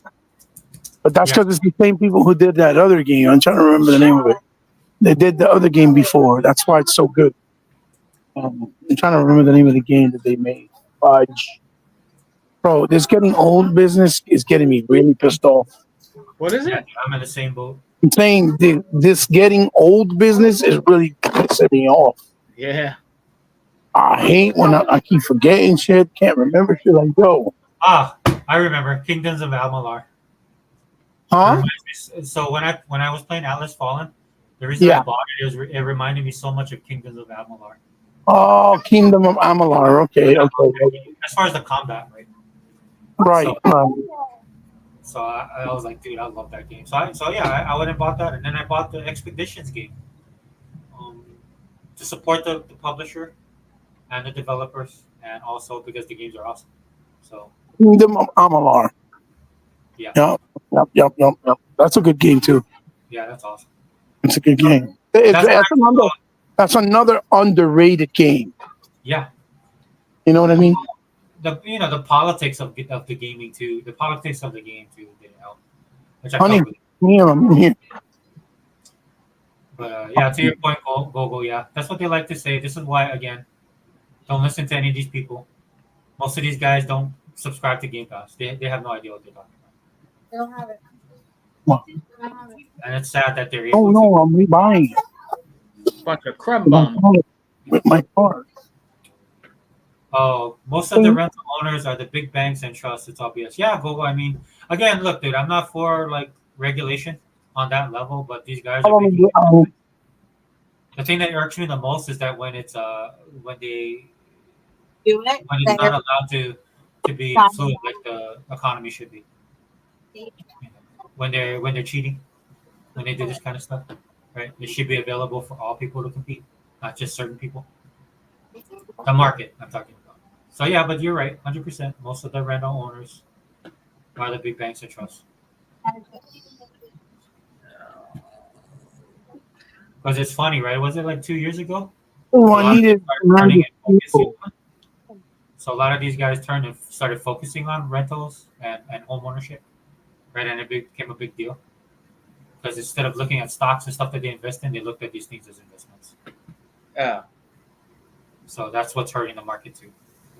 Plus, you have an influx of people coming in from other countries that have done well financially, and now their countries are in trouble because of what their governments are doing. So they want to come over here. So all of that drives up the market. It's a whole bunch of stuff. It is. And meanwhile, you got people here struggling. Oh yeah. And then you have Microsoft sending, "Oh, why aren't you guys putting your stuff on our system? Yeah, right. Why aren't people buying this game? Yeah, because people are broke." Yeah. Big And that's time. the hard part, right, Sega Man, right? For a lot of these people that think that way, not being able to step outside of themselves and realize that, not everybody has it as good as they do. It's true. And I'm not hating on anybody, bro. You have money. That's more power to you, dude. As long as you don't step into my lane, I'm fine. You know, you know. If you're one of these billionaires, like a certain somebody, Bill Gates, who wants me to eat bugs, you can kiss my ass. I don't need you to sit still in your $1 billion compound trying to dictate to me how I'm going to live my life, how I should drive my car, how I should fly around, which I don't fly at all, right? All the stuff that's in my lane, dude. Just stay in your lane, bro. Enjoy your money, right? Go build something else, right? Go fix your software that you created. Yeah. It still has problems. Do something positive, man. You know what you could do? You know what these guys could do, Sega Man, and I'm just being 100% right now. I can't help it. They could go to like where I live, dude. If I had Bill Gates money, I'd just go to this one part of the island where people are kind of struggling and just pay all their mortgage. Yeah. Just and then go like this, like, dude, here you go, bro. No, don't you have to worry about your mortgage. I paid off your house. Here's the deed. You don't have to thank me, bro. I'm just trying to help out. And that's the main thing, brother. Sega Forever, man. A lot. I mean, there's a lot of people homeless, bro. It's expensive to even have an apartment or a house, man. Yeah. But where are these stories? You know what I'm saying, Second Man? Yeah. Every time I see these dudes in the news, man, they're like trying to team up with the government to come up with some kind of program, which means you're gonna pay for it. Right? It makes no sense to me. It's like, bro, if you're a billionaire or darn near a trillionaire, dude, and you can't figure out something as simple as like maybe paying for somebody's groceries for a year, that would help them out. You know, if somebody needs dental work, right? Maybe pay for their braces or their new set of teeth. That's expensive, bro. Dental work, forget Dental it. work is no joke. So if you want to show me how benevolent you are, that's what I want to see. I don't want you to come, hey, we're teaming up with this party on the right or this party on the left to make things better. As soon as I hear that, dude, I feel the money in my wallet disappearing. Because at the end of the day, man, when it comes to this kind of stuff, there's a cost affiliated to it. Yeah. And these guys are not the ones giving the money for the cost. It's everybody else. Hey, brother, Sega Forever. What is that? Ice cream man? Yeah, we have lunch wagons here. That sounds like the ice cream man, like the truck. Yeah. But he actually sells food, bro. You ever get anything off him? I can't anymore, bro. Why? I end up in the ER, bro. Are you serious? I just gotta watch what I eat, bro. The food's good. Oh. He makes all the good stuff, which means it's bad for you. So what's he make? Like a lot of spicy hot stuff or something? Dude, rice. They make so that's the lunch wagon we call it, or monopole man. We call him monopole man sometimes. But they sell like this guy sells a plate lunch, which normally comes with rice. Yeah. Possibly two sides, Mm-hmm. two main sides, and then usually macaroni salad. Oh man. And so if you have diabetes, that's a no-no. I don't have diabetes, but if you're trying to do, that's not the most optimum thing to eat. No, you don't want that. No. Yeah, if you're overweight, definitely not, dude. Because there's two heavy loaded starches on there on top of the fat count for the food, right? Because one thing that's where the way we eat rice here in Hawaii is that usually our main dish is meat and it has a lot of fat. Yeah. And flavor, right? So this is why Hawaiians are so small. You know what I'm saying? So, yeah. I shared this one dude's video, and this guy was like, "Dude, is that guy Hawaiian?" I was like, "Bro, can't you tell? Look at him." It's funny. He's like, he's a typical Hawaiian dude, man, like about 6'5", easily 400 or 500 pounds. Wow. Now we running out. We running out, dude. We getting low, bro. Fucking we getting Samoa low. Joe. Yeah. Oh, Samoa Joe, man. Like he loved plate lunch. I know he grew up in the mainland though, mostly. So Samoa Joe. Yeah. Yeah. And he mixed too, right? He's got to be. I think he's like white and Samoan. He's what? He's like white and Samoan, I think. Caucasian and Samoan. Is he? Okay. Yeah, I think so. Yeah. I could be wrong, but I think he is. Look, Zing chiming in. Caitlin Clark is the best WNBA player. Yeah, straight up. Zing, did you see that chart they did on Caitlin Clark compared to every other WNBA player? Dude, that must have pissed all those people off. She's way above. She's like in this whole other level. They ran her stats and ran it through, just basically like a litmus test. And she stands out above everybody, man. It's not even close. It was crazy. I saw that. I was like, dude, that's not going to help anything. Yeah, look, dude, the jealousy that women have for each other, dude, is crazy. Well, you know what? You always hear what women say. Oh, I'm so glad to work with, like working with men. They don't like working with women. Yeah. A lot of women said they hate working with women. Where I'm from, they say hate that. They hate working with women. They'd rather work with men. Yeah, women are catty. Even where I work, dude, I work my last job. The last job I was at, dude, it was an office full of women. It was just me and this other dude. And man, when they don't get along, bro, it's like when dudes don't get along. Yeah, when dudes don't get along, that's one thing. Yeah, you check that stuff. Right? But when women don't get along, dude, that affects everybody. Look out. Yep. It's just like I felt like I was married to these chicks, man. It's a little big, because they gotta talk and they gotta take. You try and be sympathetic, right? Yeah. But I'm like, dang, dude, I don't know, man. To me, I'm like, dude, just do what dudes do. They just go out in the parking lot after work and just settle it. Mm-hmm. You know what I'm saying? Then they have a beer and it's all good. So, look Yeah, at that. Zink said, "Yeah, thanks for being here." Zink said, "Facts." what's up, Yeah, Zink? bro, that was crazy, Zink. I saw that and I was like, "That's gonna." Dude, people lost their mind on that one. Google poll. Angel Reese says, "Thanks." She got one vote for rookie of the year. Yeah, and look, dude, I actually like Angel, man. I like her style of play, dude. I love that hustle, dude. I come from that generation, man. You hustle. Ice T always said, man, you gotta be a hustler. Yep. That's my generation, dude. This is why I have a hard time sympathizing with the young generation. I try to, but when they come talking, like my kids, if they ever come talk to me about stuff, I'm like, dude, you gotta just get out there and do it. I tell you what, they love his wife, Coco. Didn't they get divorced? No. Coco and Ice T? No. Isn't Coco like his first? Because she's married to this Holly lady, the white girl now. No. Is that Coco? Coco's the white lady he's married to now. The first lady he was married to was a very beautiful black lady. Well, I think she was mixed, bro. I think she's Filipino too. Yeah, they have a son together. Yeah. But Coco, he's still with Coco because they just had the little daughter. His little daughter looks just like him. Yeah, dude, all over. I seen the picture.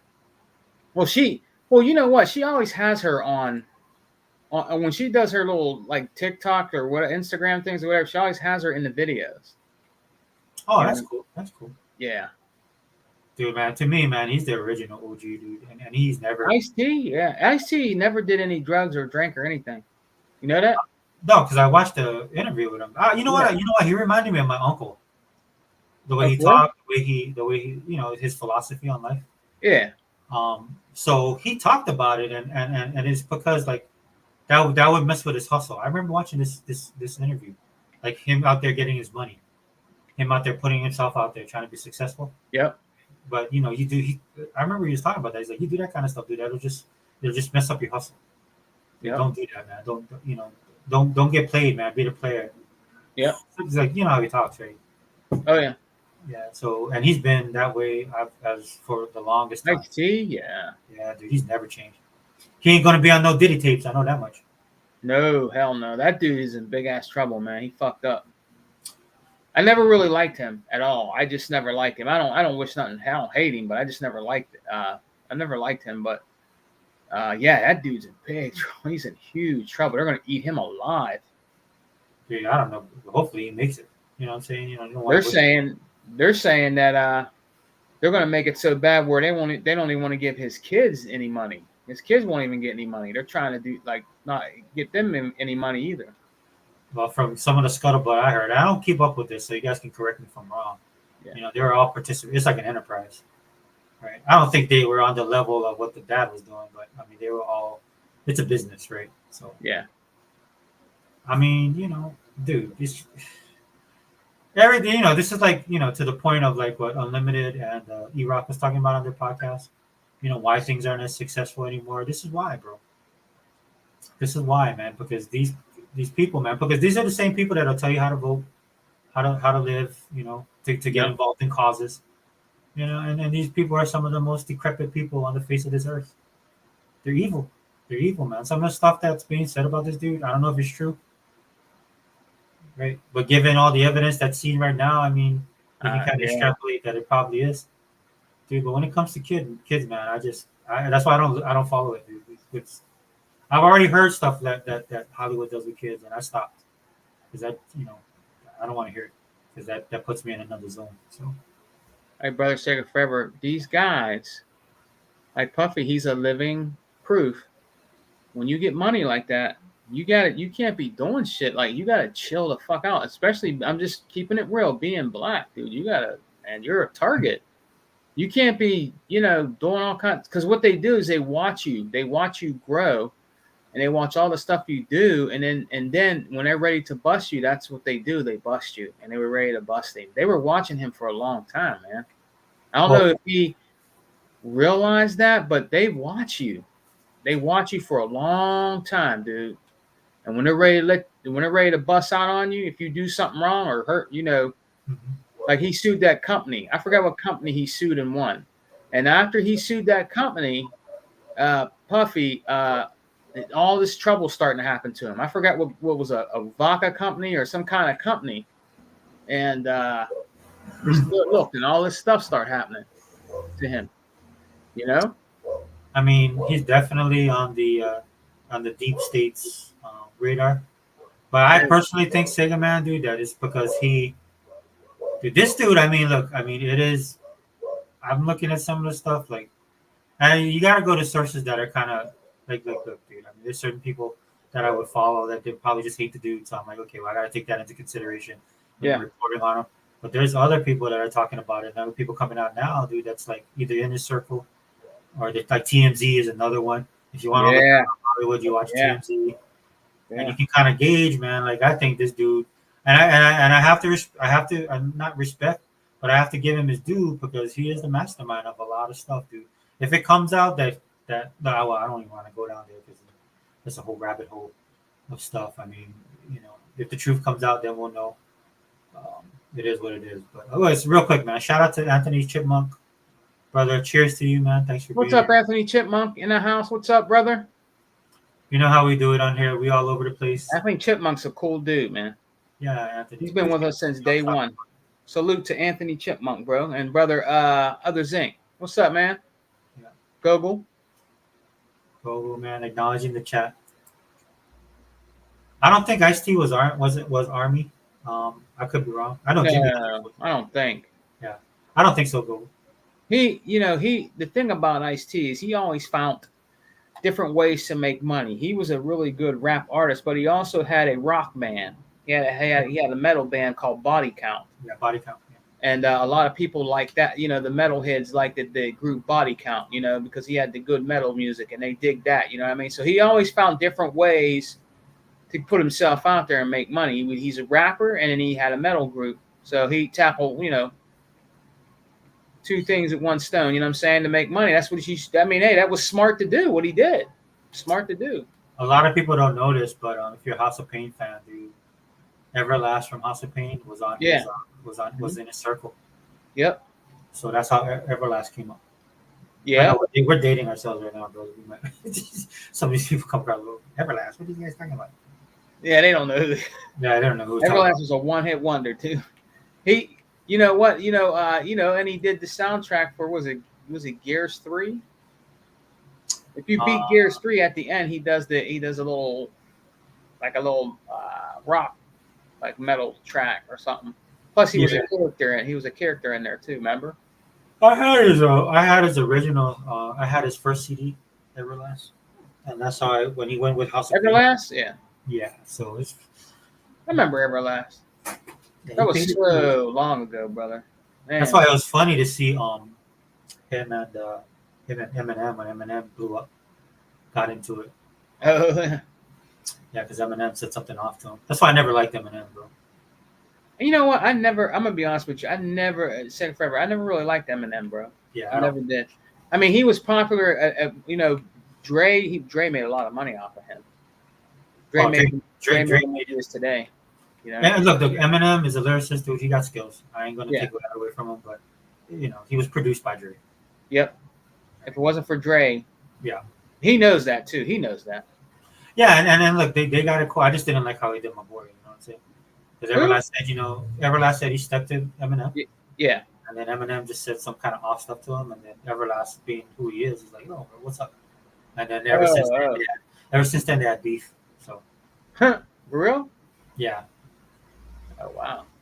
I'm like, bro, you gotta come on, man. You gotta respect the game. You know what I'm saying? To me, I think anyway, I won't go down that road. I think Eminem has issues with himself. So yeah. Other things says facts, Sega Man 101, and they want to take everything from us and leave nothing. Yep. Oh, he's talking about what you said with Diddy. Yep, it's true. The thing is, you have to. It's not about. I don't want our chat to get it mixed up. It's not really about trying to be point out one kind of ethnicity, but we are watched more. We are. We just are in America. We're watched a little more, and you have to watch what you're doing, man. You can't be out here doing stupid shit like all these football players and basketball players doing dumb shit. You're making all this money, You're a brother, and you can't be out here doing dumb shit because you're being watched the most. They want you to fall. When you get real big, they hate that, and you need to chill. You need to not be doing stupid shit just because you got money. I don't mean shit. That money's not going to protect you, man. It's not. When it comes down to, reality, and Zink knows what I'm talking about because I'm talking in code, and brother Sega Forever does. When it comes down to them folks, your money don't mean nothing. It doesn't. Your money can't do nothing for you. Like the song from what's his name? Oh man, what's my man's name? From Public Enemy. What's my man? Chuck D. No, not Chuck D. Oh, Flavor Flav. Flavor Flav. I can't do nothing for you, man. And I'm telling you, your money can't do nothing for you. When it comes down to it, stop doing dumb shit. Make your money, retire, and relax and live. Stop sleeping with all these bitches. Stop doing all this weird hoe shit, because when you do, you get in trouble. You can't do stuff like that, man. They always do that, Sega Forever. It drives me crazy. Yeah. It drives me crazy when they do this stuff. Like, Puffy, what are you doing? You have all this money, dude.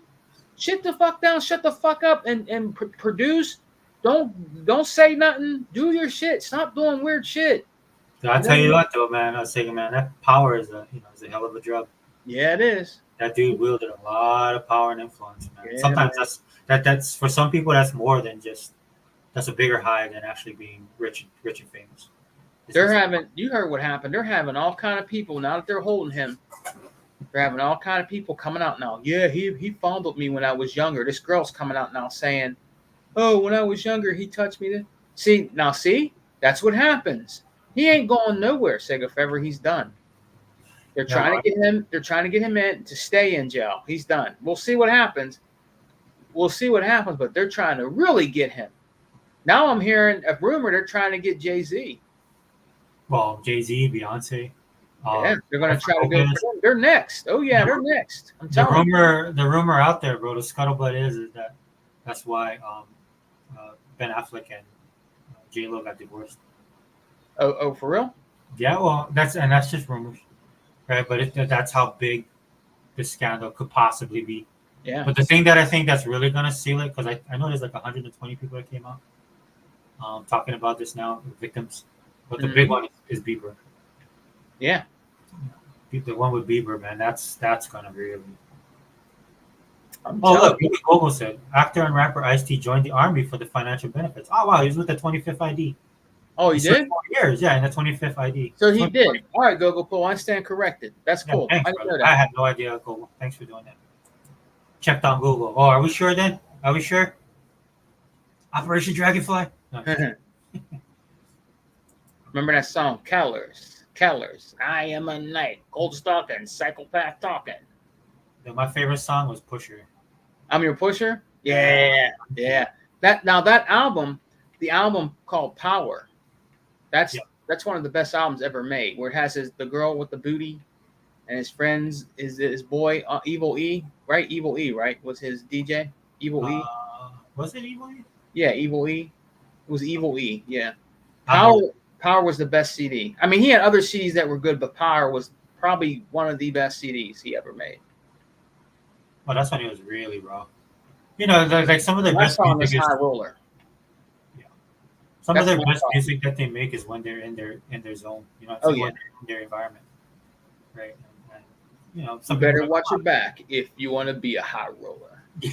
What would they used to say, right? It'd be like, oh man, it seems so ghetto. It seems so ghetto. They grew up in it, bro. What do you expect, man? Hey, Sega Fair, remember the beginning of that album where he's talking to some dude in a car? He's doing both voices. He's like, oh, you got that album? He's like, yeah. He's like, give me that album, man. He's like, no, man. Wait, what are you doing? They're scuffling around. He says, we hear a gun. He's like, oh, yeah.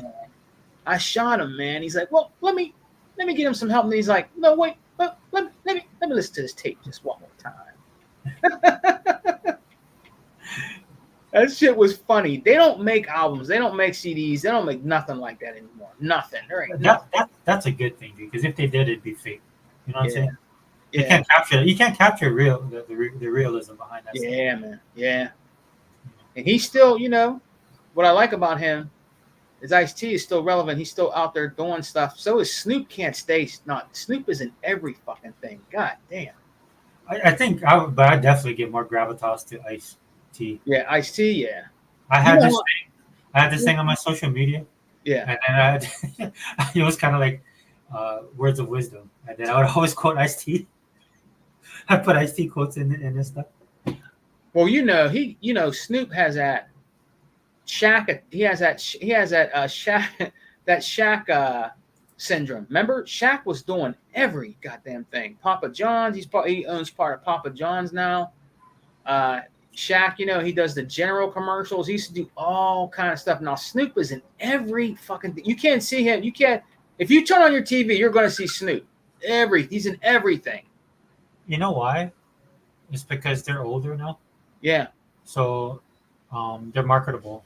Yep. The older generation, because the older generation that know them, Yeah, I they're give you- at that point in their life when they have money. Well, technically have money. Yeah. I mean, Sega Forever. I give him props because he's making money. He's making loot. The latest commercial I seen was T-Mobile. T-Mobile got him doing shit. So, Oh yeah. he's in everything. Martha Stewart, everything. Him and Martha Stewart. I think he gets Martha Stewart high. You know what I mean? Well, he puts our brand on blast. He just did something for Xbox, which is pretty cool. Yeah, Xbox is his preferred console. Yeah. So So, I think he has an S. I think it's a picture of him playing on an S. I think he has an X too. Actually, what's his name? Aaron Greenberg actually gave him a Series X, I think. well, they gave him that refrigerator. I remember that. Yeah, he gave him that refrigerator too, but there was some kind of show where he went to his house or something and he gave him a Series X, and I think it was before it actually came out. Yeah. I'm like, I mean, God damn. To me, that's like everybody that complains about marketing that Microsoft does or Xbox does. Yeah. And you can't beat that. Like they did the same thing with The Rock, and there's history there, so it's very marketable, right? You have nostalgia, right? You have their brand, their big icons. I know Rock has fell off a little bit. Yeah. He got too political, which you should have known better. But he's like they have these people. That's why they did iJustine. They partnered up with her, man. It's just like what they do with the games that the companies they buy in the games that they're putting out, man. Yeah. Zink likes to say return on investment, man. You can't shake that. Dude, Snoop Dogg is a cultural phenomenon. Yes, he is. Yes, he is. And this goes beyond just the gaming, dude. It's like you get if you're trying to sell a brand and you get kind of a stamp of approval. And the thing Shaq said one time, I thought that was mind blowing to me. It was like he said he was rich, but he's not wealthy. Yeah. There's a difference, and he broke it down. Yeah. To people of what it was, and this is why it doesn't surprise me. He does what he does, right? Because he wants to. Yeah, you're right, Zink. Yeah, he wants to get. Shaq wants to get on that level where, he's not just rich; he's wealthy. Yeah. Like I think he's the lad that invested in the door cameras. I forgot the name of the company. What is it? The cameras in your doorbell. Yeah. That's really big now. Yeah, he invested in that company. Oh, he did? Yeah, somebody I think the story was he was on a plane and somebody approached him and he listened to him and he's like, okay, I'll invest. So. Well, you know what helped make Oprah her money was back in the day she invested in Reebok. Yeah, When Reebok first came out, she invested in Reebok, and that's how she made a lot of money. She invested in Reebok and she made a ton of money. I think it was Reebok she invested in. She made a lot of money off of that, man. Like a lot of people, I mean, you got to understand that she's a smart woman. She's a smart businesswoman. Yeah. Now, she got on my crap list, dude, when she's trying to buy out that land in Maui. I was like, dude, yeah. bro. Okay. Yeah, that's the thing. If you can invest, like some of the people that do podcasts, they invested. They have shares in Microsoft. You know what I mean? Yeah. If you can do it because you'll make money. It's expensive, but if you can do it. Get a couple shares, and then you can make some money because that's what you should be. That's what people should be doing, man. If you can do it, invest in Microsoft. You'll make some money. I'm telling you. Yeah. You can do it. I mean, if I could do it to Sega Forever, trust me, I'd do it. I don't have the ducats right now, man, to do all that. You know what I mean? But if I could do it, I would. Yeah. That's why a lot of people say, it takes money to make money a lot of times too. So. Yeah. Yeah. Gogo says Hollywood is effed up. I went down that rabbit hole a few weekends ago, reading all the rumors, sick stuff, even in the past, like the Golden Age. Yeah, yeah, dude. I mean, look, dude. If like I say all the time, dude. If if fire and brimstone rains down on Hollywood, I will not be surprised. And I was stationed in San Francisco, dude, and San Francisco was absolutely Sodom and Gomorrah. And this was back in the Yeah. 90s. I was off duty catching the BART, and I had to catch the bus back to my base. And I was going through downtown San Francisco, right? Because I got off the BART, had to walk over to the bus station, and they had this thing called the Exotic Erotic Ball, man. And I could not believe what I was seeing. It was absolutely just. It was. I just saw them in Gomorrah, bro. That's what I first thought when I was there. I was like, I heard a lot of things about San Francisco. That's when I was fresh off the boat. When I got there. And I was like, dang, dude, that is absolutely. It's just in plain sight during the day debauchery, and it's worse now. It was bad then. It's absolutely worse now. So to your point, Yeah. these people are not. Yeah, I don't. That's why I take nothing they say seriously, even if I agree with them. Right? They could have like a moment of clarity or have some sage wisdom. I'm like, yeah, but your industry is. But I'm not, hey, let everybody say what they want to say, do what they want to do. I mean, within Hey, reason. brother Sega Forever, man. I'm playing right now, bro. Forza Motorsport. And it runs smooth with the cloud gaming, bro. Yeah. I mean, I think I said that in the last video. For me, it's been working pretty good the last couple months, man. Yeah. So I've been enjoying it as well. Because like you said, right? I mean, you don't have to download the game. You can just play it off the cloud. He bought the most powerful gamers back. Yeah. What's up, bro? His mic's muted though. I've been back. I'm just having music. Brother, what's up? Yeah. I I'm sure. have a pickup now. No, I'm just doing some shopping with my daughter, so I'm trying to come in and out. But I've been here. Where you at, Target? Yeah, I'm at Target. How you know? Because I know where you're at all the time, brother. You fine. Do you have my GPS on? That's my PlayStation 5 Pro. Just give it a little bit more Spidey sense, man. Nigga man got that Diddy power. Yeah, everything. what did you say? You got tapes. Oh no, run away! What you doing, man? No, baby. Oh. My kids love going to Target, man. They love going to Target. Yeah, my daughter too. You look good, bro. You look good, Heba. You look good, bro. Ah, for real, you do. It is what it is, brother. One day at a time. Yeah. I'm trying to age for grace, Yeah, brother. You look really good today, bro. You ain't hurting today. Oh no, I'm in pain, but say fuck you, and that's it. Yeah, just gotta keep moving forward. That's right. You can't do that. It is what it is. Okay. Oh, even Gogo's talking about colors now. Sega Man, since you sang the song. Look, Gogo's gonna go out there and buy the Blu-ray. Uh-oh. No, not physical, digital. Gogo. He's gonna buy the 4K Ultra. The fact that these guys, man, all this, oh my god, fucking all this dog shit drives me insane. What happened? All I'm saying, these guys, the stupid shit that he's saying, they're just skipping HVAC Oh, yeah. because they don't sell. Like, what in the fuck? Like, dude, first of all, go look at every single game that has skip Xbox. And what do they all have in common? They have one common thing. They're all from Asian developers, whether it's Korean, Japanese, Yeah. or from China. They're all Korean. They're Asian. And the problem with it is that they love supporting their stuff only. Yeah. That's what it is. That's just how it is. Well, No. also keep in mind they're small markets still. Plus, they're small markets. I guess so, hon. Trying to get something. like Korea is big with music now, and their entertainment is huge, their industry. But they're very they're like their footprint in gaming is really small. Is returning because I bought it my daughter, and then Second I'm man, gonna retire when with it my comes to part. what Yeah. he's saying about the Asian thing, Yeah. is that when I hear people say that, did you just read their comments, right? They can't tell the difference between Chinese, Korean, and Japanese, which is straight up racist, right? I'm just like, that's messed up. Oh, Yeah, look at what we got. We got this thing. We got these Japanese games. I'm looking at it against like, bro, that's Chinese. No, that's Japanese. I beat three, yeah, and then after, yeah, yeah, You want to put yeah, absolutely, absolutely. So I tell the guys now, dude, the company's Chinese, man. They just like Japanese stuff, like you guys. You know, they're weeaboos, but the company's Chinese. Then they go, oh, I didn't know. I said, yeah, I know you don't know.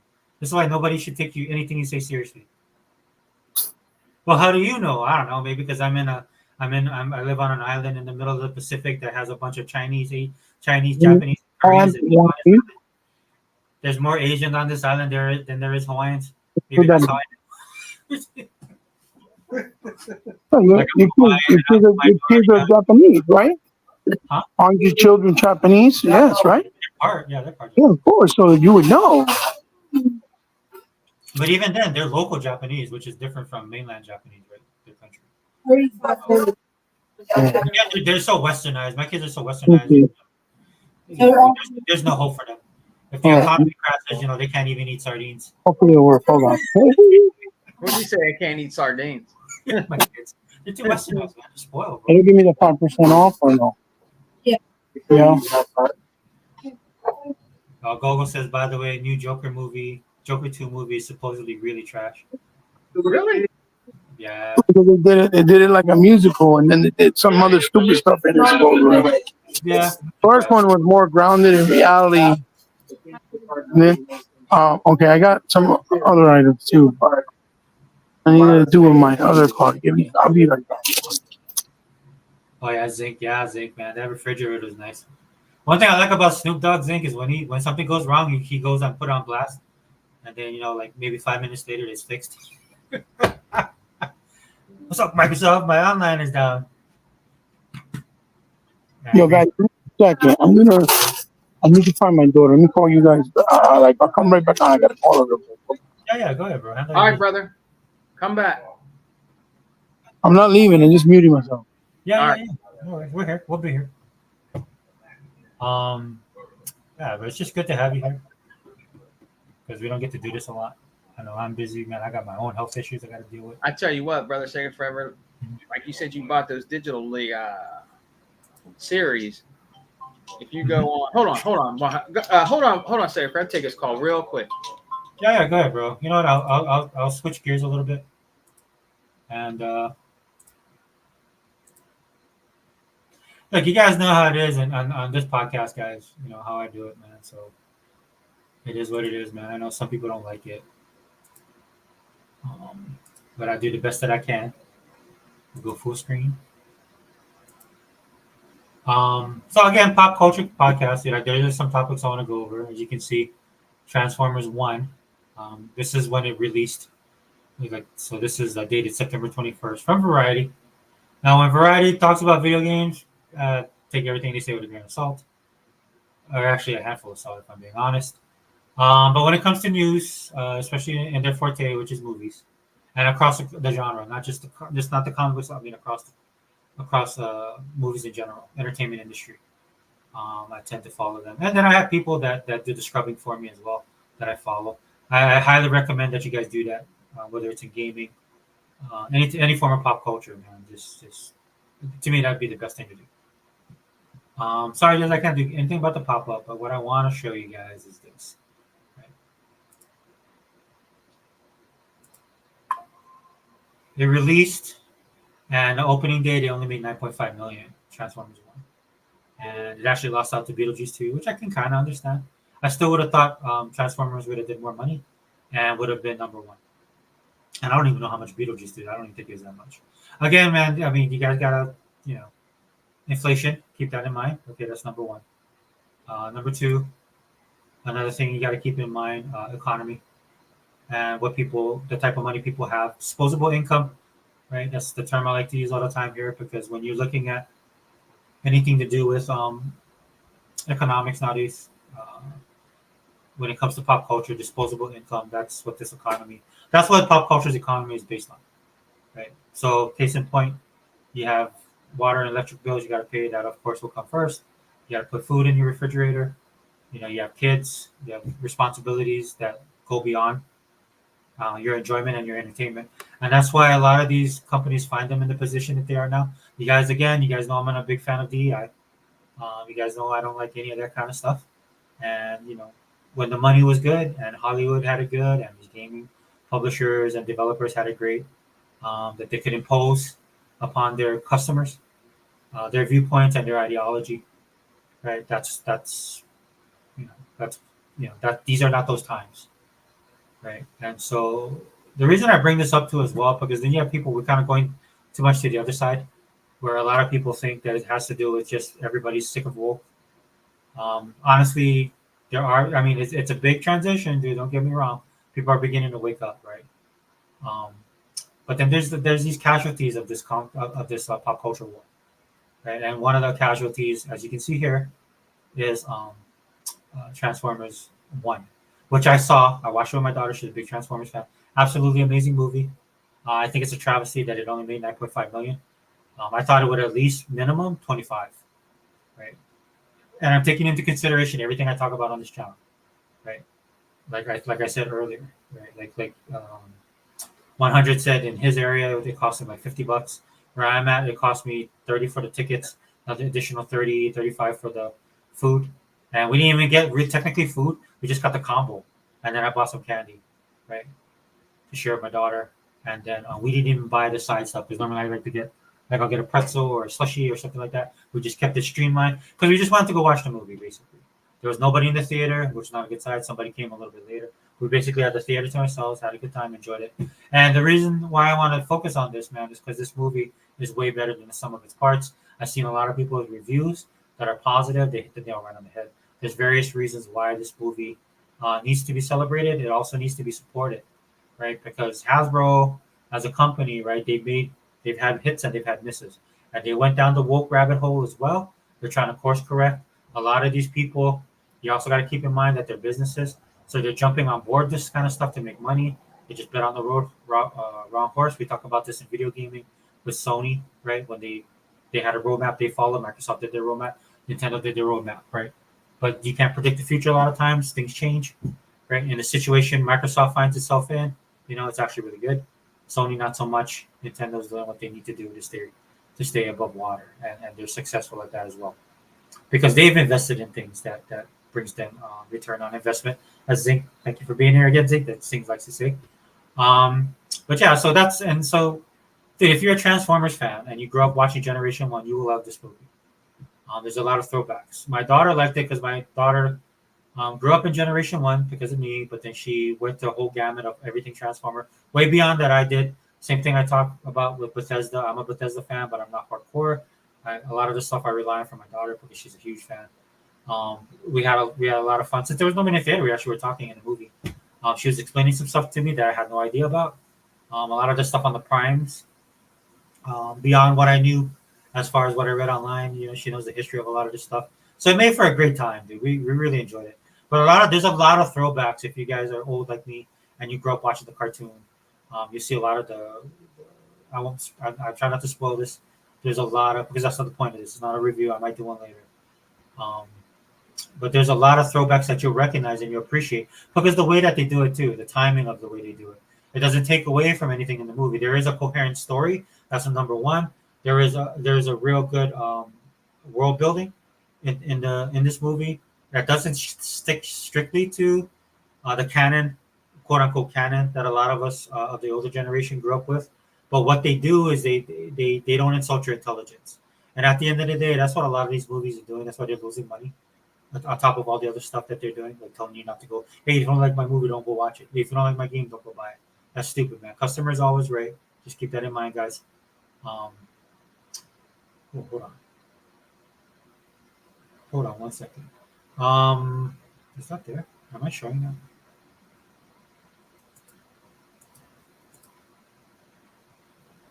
Sorry.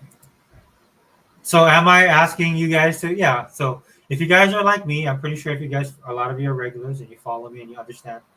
Oh, sorry, Daniel. I didn't. Hey, what's up, Daniel? What's up, brother? Rookie of the year. Rookie of the year, bro. Sorry, getting distracted. Um, and you guys pretty much know probably what culturally, as far as culture war is concerned, how I fall and how I align.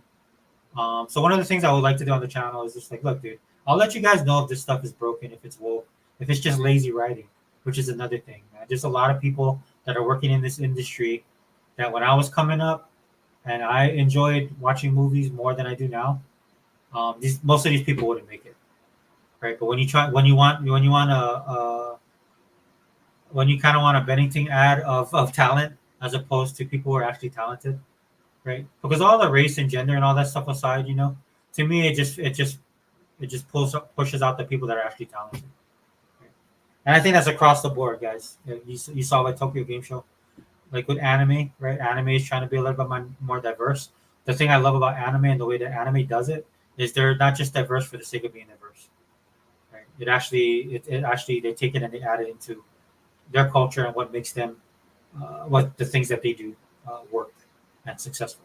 And at the end of the day, that's what I look at. So please, man, if you guys can, go support this movie, especially if you're a Transformers fan. If money's tight, man, I know that's one thing, dude. I'm not saying, look, dude, you don't have to take a mortgage out to go watch this movie. But if you have the means and maybe you're just wondering if it was good or not, um, just go online, look at the reviews, man. You'll see a consistent pattern with how people are talking about it. Which at the end of the day, great character development, great story. The voicing of the characters is not the voicing that we're recognized, but there is a method to the madness, guys. It's not. It's just not because they wanted to save money or they didn't want to pay somebody or they want to use AI. It actually matches the story, right? Of why technically the character of Optimus and Megatron sound the way that they do. The biggest standout for me was definitely Megatron's character. This is a villain done right. Whether you do male character or female character villains, this is a textbook study on how you should do it. Right? In some instances, evil can be evil for the sake of being evil. But if you're gonna do it and take yourself on a journey, the hero journey, you get that from Optimus. That's I don't mention it just because it was well done and it was done executed properly because I'm a big Optimus Prime fan, right? That's why the thing that threw me off was how well they did Megatron, right? Because in the cartoon, Megatron's just evil. So this is kind of like a prequel to Generation One, the cartoon series that we grew up watching, and they're building off on that story. How were they? How was Transform? How was Cybertron like before? And how were these guys? How were they when they were younger? And they do a classic buddy cop thing, buddy movie thing. But there is a lot of great writing in this movie. So I highly recommend, dude. I'll stop talking because if I keep on talking, I'm gonna do spoilers, and I'm not trying to do that. But if you're on the fence, man, and you're a fan, dude, I think it's worth your money. Um, I'm definitely buying it day one when it comes out because I see myself rewatching it and watch it. There's a lot of depth to it, man. There's a lot of depth to the story. There's on the surface stuff. There's stuff that the kids will enjoy. Probably some of the best animation I've seen on the Western side. I think this was actually done in Australia. I could be wrong. Don't quote me on that. Should have done more deep dive on my research. I just been more concerned about their box office because, like I said, Hasbro has not been doing well with their movie releases. They've been hit or miss, and a movie like this deserves a sequel. And when a company like Hasbro realizes that they want to course correct, I mean, we should celebrate that. And not that they were doing anything bad; they were just making bad movies. And so this would be a good sign for them. It's like, yeah, you're in the right direction. And at the end of the day, dude, I think you're just missing out. Like 100 said, he saw it. Like, I guess that's IMAX. I didn't get a chance to watch it on IMAX, so I didn't watch it opening weekend. If you guys didn't realize this, if you guys go to movies, right? If you miss that opening weekend, you might not get that big screen. And it's unfortunate, unless the movie is very successful, like Deadpool, Wolverine. They broke the box office. What's that Pixar movie that just came out about the emotions? And that movie was super successful, right? First movie was huge. This one exceeded the first movie, Inside Out 2. So those type of movies, if they're big draws, right? Of course they'll stay on the big screen for at least 2 weeks. But a movie like Transformers, I would have loved to have watched it because I think you need to watch this in the movie theater because it lends itself well to the animation and some of the set pieces and the action and the setup. It probably had some of the best as far as animated graphics that I've seen in a movie. You know, it felt real. Because a lot of times, if you watch computer generated animation, right, some of it can be really awesome, outstanding, but some of it could be, you know, kind of mid. This was definitely not mid, and so I wish could have seen it with the surround sound. I wish I could have watched it in a full IMAX theater and enjoyed the experience, because we watched it in the smaller screen, which was still a good experience, but I could, you know, it's just like Top Gun Maverick, dude. I didn't get a chance to watch that on a big IMAX, and I always regret that, because I am a bit of a movie file guy, so I'm not as hardcore as I used to be. Kind of like with my gaming, I'm not as hardcore, but again, if you're a fan of Transformers, Transformers, you should go watch Transformers Generation 1 or Transformers 1. The next thing I'm going to touch on, dang, I kind of want to, I don't know if the guys are going to come back. I kind of wanted to wait for them, because this is topics that, you know, I'll roll into it, guys, because I do have to go pretty soon. So I'm just going to move through that. Again, thanks to chat for being here, man. Appreciate you guys for being here. And for those of you guys watching right now. Hold on, let me share this. Oop. The whole Tencent, we're going to talk about the whole Ubisoft situation. I won't get into The Last Samurai. If you want, you guys, there's a great video done by Unlimited Production where he gives his feelings on it. I will touch on it a little bit, but the focus that I wanted to talk about is actually the whole thing with Tencent buying Ubisoft. Right, so if you guys didn't know, man, there's a little bit of civil war going on at Ubisoft between the investors and the people who, the family who actually has a percentage own. Right, I don't think they're the outright owners. Or no, are they the outright owners? Well, anyway, there's the people who actually have a stake in the business of Ubisoft. Sorry, guys, I got a lot of stuff popping up for some reason.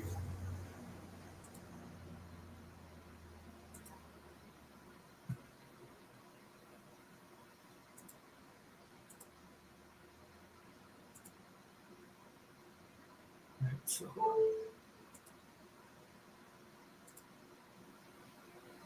Yeah. So Guillemot family mulling buy-in of Assassin's Creed maker Ubisoft. So they've been in control of Ubisoft for the longest time, right? And you know, look, Ubisoft has a lot of great content, a lot of great titles, a lot of great games. Some, as of late, like other companies, right? Some of their stuff has been hit or miss for various reasons. Again, Assassin's Creed Shadows has been one of the games that's been struck by controversy, as well as the Star Wars game that recently came out. And I know it's selling a million, but you guys got to remember that when these businesses they're looking at the overall return in the investment that they make when they do any marketing deals. What is it called? Star Wars Rogue? No, it's the Bounty Hunter one. Anyway, they didn't hit predictions, right? And this is why, again, I talk about the economy, right? Because everything's more expensive now. Right? It's more expensive to do to buy anything. It's more expensive to make anything, right? The cost is spread out across the whole economy, right? So if you're a company like Ubisoft who license products and then you make games, you expect a certain amount. Well, when the economy goes sour and things cost more, you actually make even more money on your investment, right? And that's what Ubisoft is experiencing. Not just Ubisoft, so is everybody else, right? This is, again, I don't get hyperbolic when it comes to Microsoft. We'll talk about that more directly when we switch gears. But obviously, the Guillemot family, I could be pronouncing this wrong, but just they're French, right? So, and the investors have been going back and forth, and the investors have been wanting them to sell, been wanting Assassin's Creed to be sold publicly or privately, sorry. And so here we go now. So Tencent is the Guillemot family wants to buy it outright, right? But they don't have the money to do so. So then here comes Tencent, right? And Tencent already has shares in the company already, right? They're a stockholder, right? So then now these guys want to come in, and it looks like they're going to do a power team up, just like in wrestling back in the day. You know, the Mega Powers, Macho Man and Hulk Hogan are going to team up, right? And then they're going to try and get this thing bought. Now, there's a lot of stuff going on as far as politics concerned, and if this is possible or not, I won't get into that in this video. Just wanted to kind of point this out, because the funny thing to me when I'm watching all this, and it's very interesting. Don't get me wrong, I'm not, I don't really have any a horse in the game. I mean, the only thing really we can look at is you guys remember from the CMA, right? How they kind of forced Microsoft to diversify um, the cloud stuff, right? So that's where Ubisoft and where Microsoft is concerned. That's what we'll possibly see Microsoft in the mix with all this kind of stuff. But I love watching this kind of stuff, dude. Right, and I love watching it because a lot of people start waking up to big business and big money and how things actually work. Right, so again, CMA can't stand those guys. FTC can't stand those guys either. Right, it was ironically the EU was the one with the most common sense when it came to Microsoft purchasing AKB or getting the approval to purchase AKB. But then the CMAs, this is why, dude, this is why I can stand those guys over there is because, in trying to help people, right? They just anytime government tries to help you, nine, eight, 9 times, 9.5 times out of 10, they end up making it worse. And now because of this Ubisoft sale, right? Because a lot of these guys, man, look again, I say this on the channel all the time. Tech was basically bulletproof, right? So a lot of these guys have been able to run roughshod, right? Do whatever they wanted to do, push whatever they wanted to push. They didn't produce a good product. It's your problem, not mine, right? And that's not everybody, guys, but because that was like the general consensus of a lot of these big name people, right? Everybody suffers, right? Both the consumer and the people in the industry that's actually trying to make the great content, right? This is why I kind of gravitate towards indies, whether it's in movies, music, and stuff like that, dude. There's people who make indie games, indie movies, indie music, man. They have a hunger, right? It's for the love of the music. It's because they want to reach that level of success. They want to be the big dog one day, right? So that's what drives them. That's what spurs them. That's where innovation comes from, right? That's where a lot of people got to think outside the box. So we got these crazy new ideas that might not be successful, but might appeal to somebody, right? Put them on the map, you know.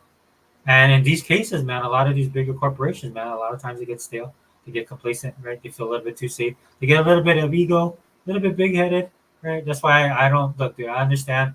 Look, my brother's E-Rock and Unlimited. At the end of the day, dude, it's about them not getting the game. I understand that. But for me, man, a lot of these guys they've been playing with fire. Now they're getting burnt. And you live by the sword, you die by the sword. You guys thought you guys were bigger than life, and some of the decisions you made, the way you treated people, and that's coming back around, and nobody cares. Nobody cares.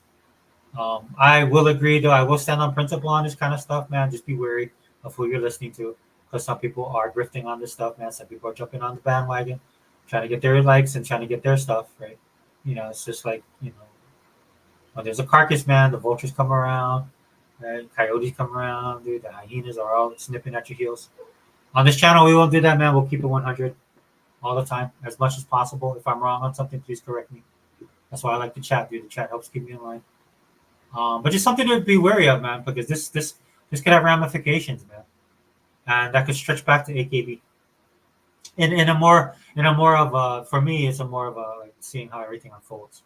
I'm not saying that like this is going to affect on a level where Microsoft won't be able to own AKB. That's already done. But it'll be interesting to see all the mechanizations, man. This is why, bro. A lot of times, man, when these institutions of power and influence, man, try and get involved, dude, they do more harm than good. And so I like to see the unraveling of all this kind of stuff. And hopefully people will wake up, man. You don't need an overarching power, man. Sometimes you just got to take your licks. Like how I grew up, man. You got into a fight. Sometimes some you win, some you lose. And that's why when people tell me like they grew up rough and they grew up a certain way, you can tell that's not the truth, man. Because one of the things they're very boastful. Talk about stuff that they didn't do. I'm like, no, dude. Unless you're Bruce Lee, no, right? And most of us ain't. So just be honest, and that's what we're gonna do on this channel to keep it honest. So good luck to you, Ubisoft. I still think Microsoft would be a good fit for them, if I'm being honest. Just because of the way Microsoft has been able to navigate a lot of the studios that they own, a lot of them big, right? And in the case of Bethesda, in the case of Activision, right? How they're able to work with them, how they're able to allow them to be who they are. And I know some of you guys might. I'm surprised there's no ponies in the chat. The first thing to throw up, Microsoft had this many layoffs, dude. I should have pulled this up, dude. I'll start doing that, dude. I'll be showing. I'll pull up articles that show hundreds of thousands, whole communities being devastated because of a plant is closing, or because a whole countryside relied on this factory because they made certain parts, where they made microchips, where they work for Apple, and then the company decides, okay, well we're in your country now, we're just going to go over to Vietnam because it's cheaper.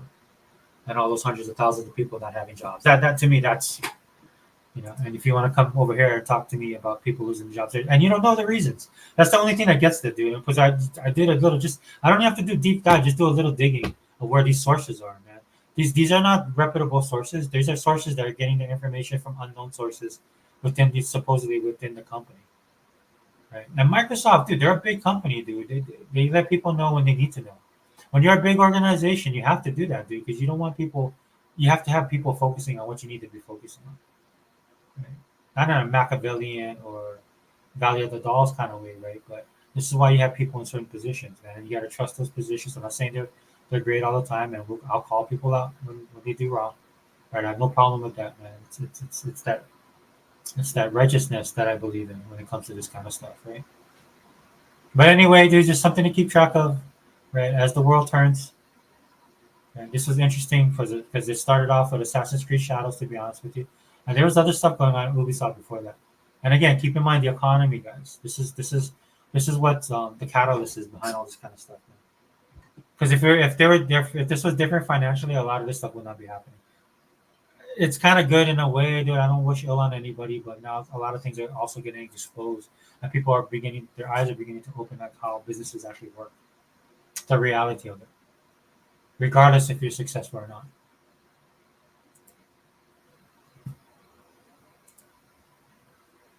Let me do that.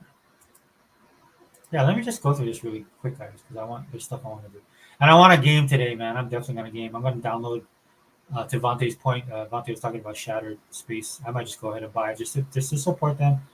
But I want to download. I actually bought an external hard drive, super cheap. I didn't know, so it was actually the Starfield external hard drive. I was like, oh, it showed up. I'm like, yeah, that's pretty cool. I almost did an unboxing on it. I was like, no, it's older now, so I'm pretty sure people did a million unboxing. So the cool thing about it, right? It's Bethesda, it's Starfield. So I'm gonna put all my Bethesda games on there. So I know exactly what's on there.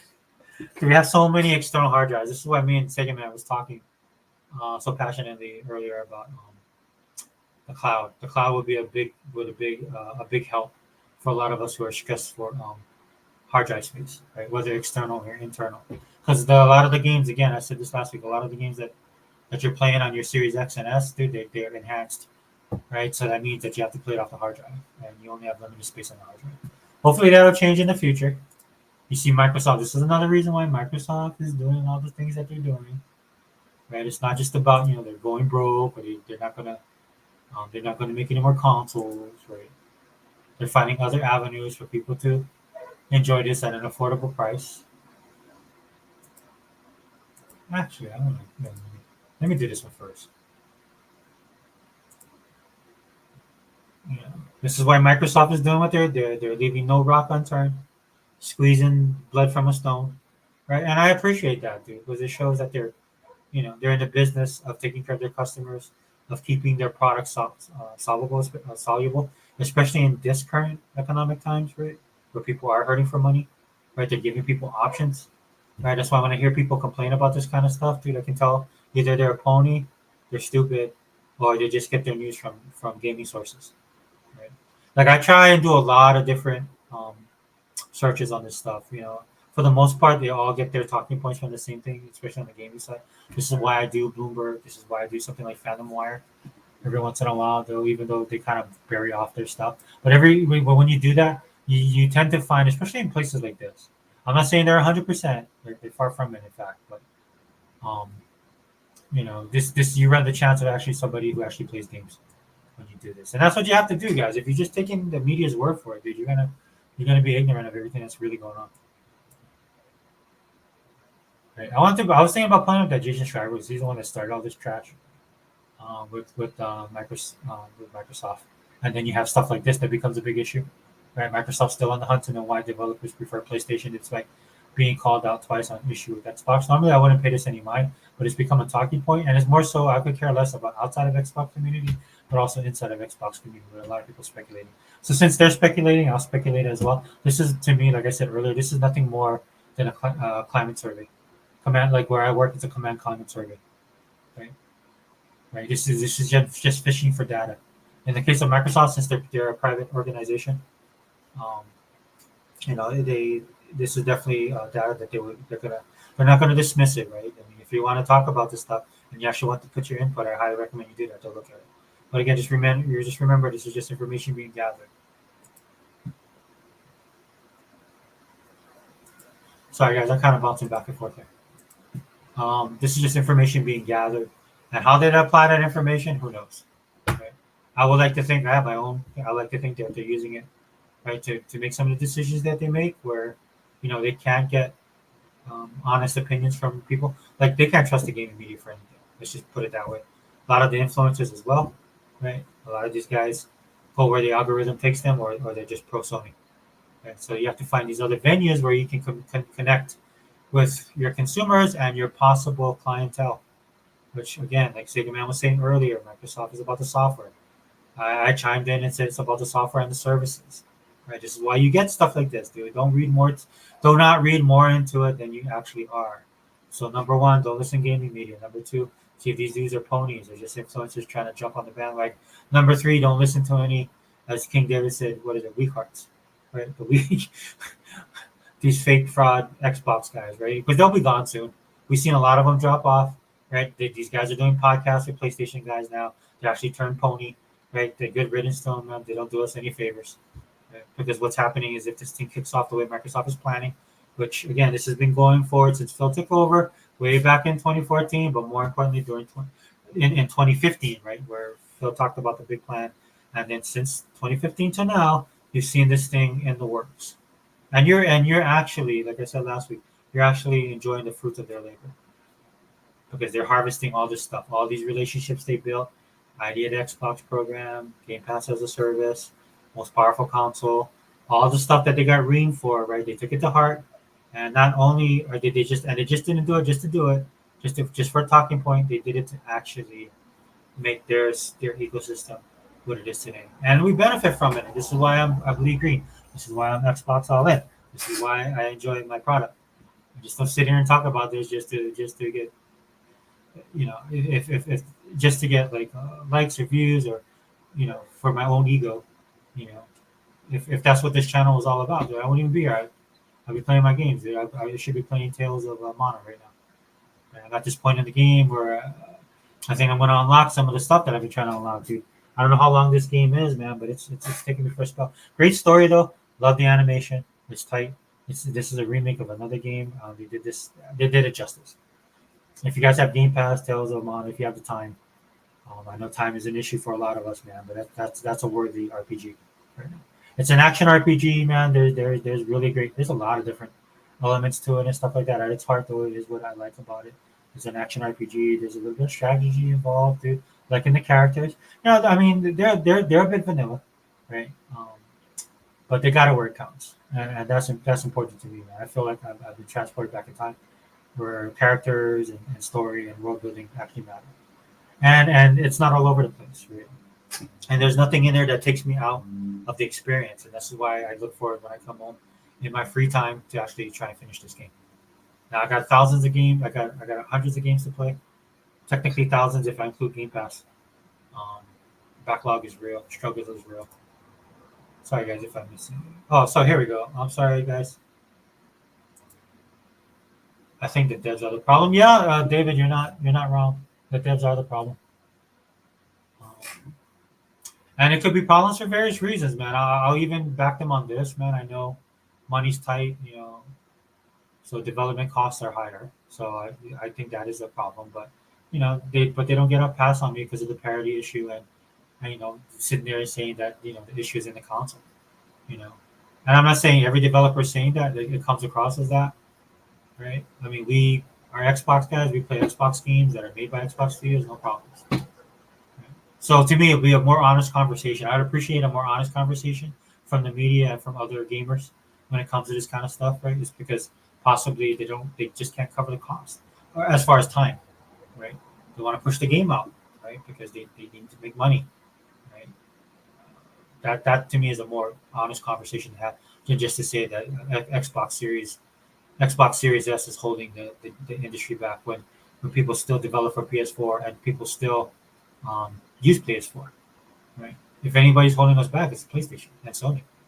If Sony really believed all the crap they talk, dude, they would have stopped developing for PlayStation 4. But they won't, because that's where a lot of the people still play, and that's where a lot of their normies are.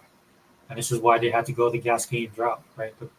The gas game route, because they had to find a way to get income constantly coming in, right? They see Microsoft's doing it and doing it well, and they want a piece of that pie because they could get left out. Because it's not just Microsoft they're going to be competing with, right? It's all these other people that are trying to come into the space. And that's why Microsoft is doing what they're doing. Not looking at Sony or Nintendo, right, on that level. I thought it was funny that Phil Spencer did have this little joke when he was at Tokyo Game Show, where he's telling that he was playing using a PlayStation controller, playing a PlayStation game, and told the guy the X button was in the wrong spot. And it was tongue in cheek and funny, right? And if you're head of a division like Phil Spencer is at Xbox, you don't make jokes like that. You don't look as relaxed as you do. You know what I'm saying? You don't build the relationships that you built. So David, I mean, thank you for your statement, and 100%. So it's up to us as gamers to see, who are the problem devs, and if you want to support them or not. And I'm not saying I don't believe in boycotts, guys, because they never really work.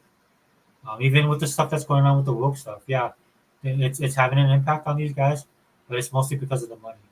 Like to me, a more honest dissection, or a more honest analytical perspective when it comes to how woke is failing is if the economy was really good, like if people did have the disposable income, right? If they're still experiencing these problems, then I'd say it's a 1-for-1. I think it is a big part, though. I think it's over 70%. But right now, people are just trying to find reasons. David, people are just trying to find reasons right now not to spend their money, and I can't blame them, dude, because I'm in the same boat. I'm trying to. I've cut as much as I can cut. I've had to go without. Some games I would just buy off the jump and support them. I have to wait now. Like I'm gonna get paid, or I just got paid, so I'm gonna go buy Plucky Squire. Probably go buy Plucky Squire, Iron Blood, or Blood and Iron, the Viking one, and then what was the other one I want to buy? Either crap, I can't think of it. Well, then I got to think again, because I think I might pick up. I might go back and pick up all the Mana game, or I might pick up the Final Fantasies 1-6. But there's a lot of games that came out that blew my mind, that are available for purchase on Game Pass right now. It escapes me completely. I know, guys. I need to get better at that. In fact, I should have just pulled it up.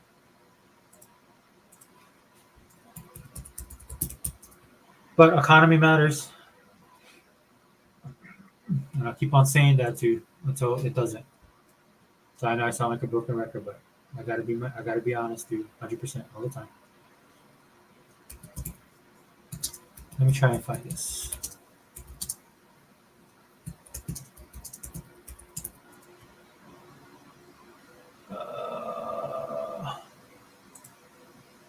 Is there a new Sonic game? No.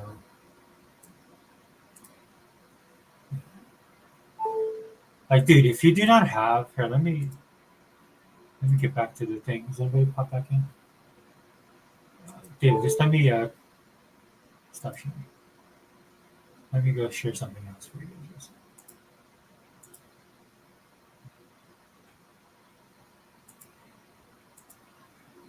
So this right here, man. If you guys do not go to Xbox Wire, man, I'm gonna pull your Xbox card, bro. This should be your number one source for everything Xbox right here. From the horse's mouth, man. If you ain't getting it from Phil and Sarah, this is where you come. Our social media with Aaron, them, Jason Ronald. This is your source, right? Don't go to Angry Joe. Don't go to all these freaking losers on YouTube. I bet you don't even read this. They get their news from all the hyped up gaming media that's trying to get likes and views and clicks. Because that's where they make their money, dude. Just follow the money. That's what I always say. So this is the games coming out. What is that? Next week, right? Just this right here alone, man. This is crazy. Look at this. I don't think these are Game Pass games either. But ID at Xbox, man. ID at Xbox has just been killing it. I mean, they put out so many ID at Xbox games that you can do it a la carte, just picking it up by itself. right across the spectrum, man. Some of them are look like little rinky-dink 8-bit or pocket watch stuff. Others of them look like they're high productive AA games. This is the big one, of course. Metaphor, Refantasio. I'm playing the demo right now. It is awesome from what I play. Ah, My Big Sister remastered. I might get this one. I think I own the original. This has a pussy because I like the animation of this style. Spiral Starship Troopers Extermination, guys. For those of you guys who wanted to get that other PlayStation game on. Oh wow, Transformers Galactic Trial Undisputed. I think that's the boxing game, right? Let me go back on this. Hold on. Can I do it here? Let me just go to. Hold on, guys. Bear with me.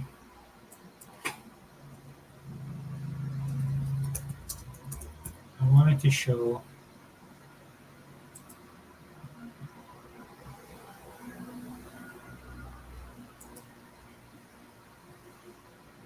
Let me see the.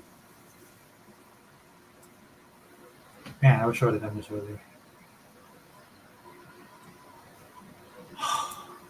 Nope, not that one. I just showed Game Pass. Where's the game, dude? How do I get the dates? I'm trying to go back at least 1 week. Oh, dude, Age of Wonders has an update too. I haven't even touched that one. Bummer, guys. I can't find it. I'll do that next time. I'll prep this next time when I do this. Because there's some games that came out the previous week that is awesome. No, normally they have it listed. Like I could just pop into it real quick. But they did revamp it. Oh, that's too bad, man. Because they have a lot of great stuff.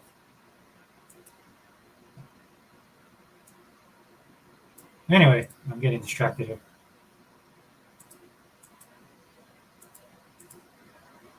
Xbox One.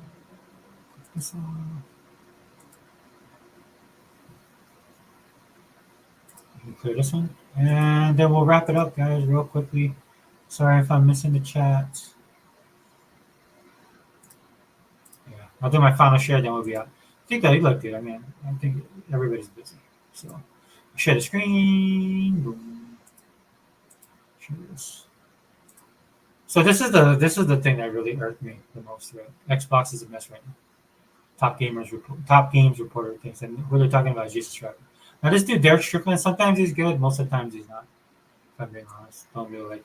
Because a lot of times he just rehashes what the stuff says, and then when he gives his opinion, it's usually off the mark because he's informed, like everybody else in the gaming media. They're informed by people that don't have solid or concrete. It's always a source, right? It's always what they heard. It's always a rumor. So again, take all that they say with a heavy dose of salt, right? But this is what Jason Schreiber said, right? That he knows people at Microsoft right now, at Xbox, that are telling him right now that everything's a shambles. These people don't know what they're doing.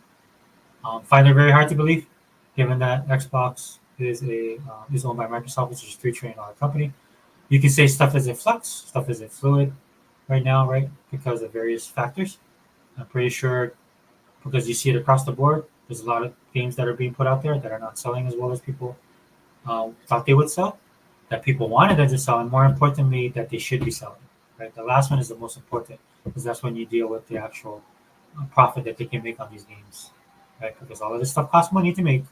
Right, you have people that are employed by the company to make these games, right?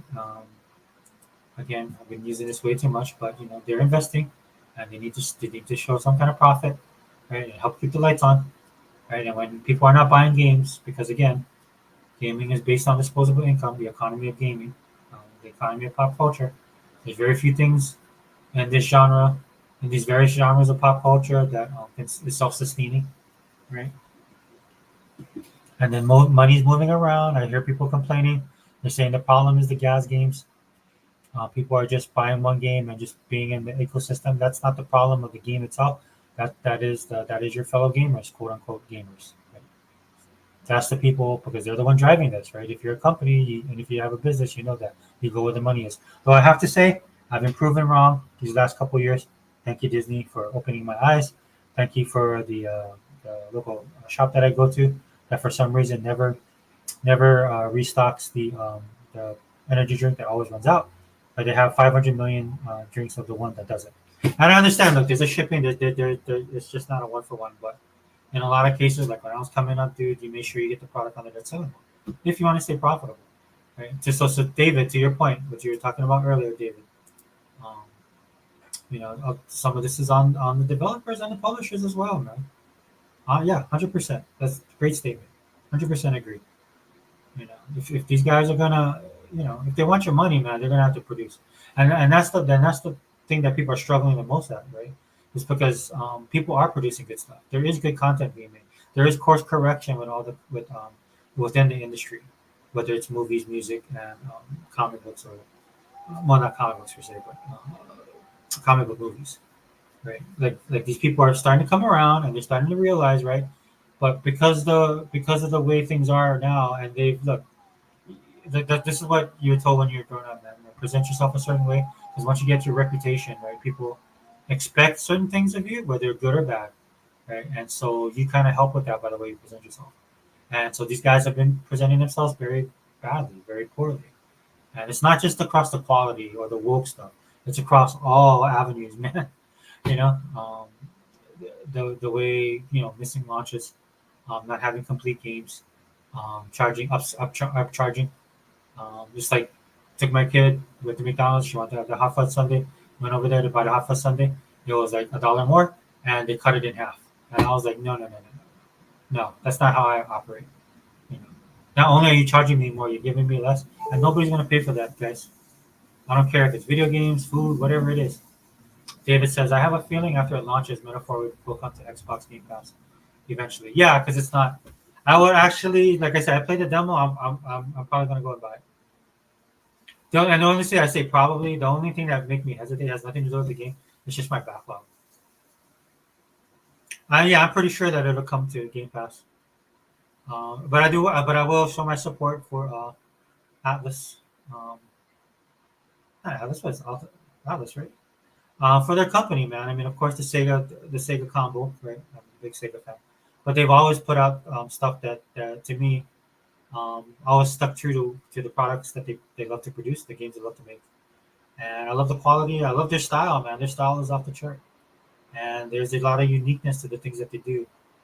In fact, they used to get chastised about that a lot. People's like, "Oh, why do you guys make the games this way?" and stuff like that. I mean, I personally like it. And it's something outside the box, man. It's something that I love. And like I said, I've been playing the demo. Dude, there's a epicness to the game that I love, both to the story, both to the worlds. This is why I'm a big Halo fan. Right? Halo seems just so out of this world. Everything seems bigger. You know what I mean? Like when I go into Halo, man, I just feel like I'm in like a whole other universe. And that's the feeling that I get. Even though a lot of people think it's not. I'm not a big JRPG fan. Um, so there's other games that I played, yeah, that will give you a bigger feel. But I like what I played, man, and we'll see. And it looks like they definitely put they put the you can tell they put their best foot forward, man. I'm pretty sure. I'm surprised it's not coming to Game Pass because it seems like when I look at what Phil and Sarah do, they have a close relationship with Alice Sega. So in fact, so it's not coming to Game Pass, David. That's cool. Yeah, I'll buy it, dude. We've gotten so much of their stuff, dude. We got so much support from them, and I've liked the quality of their things. So no brainer for me.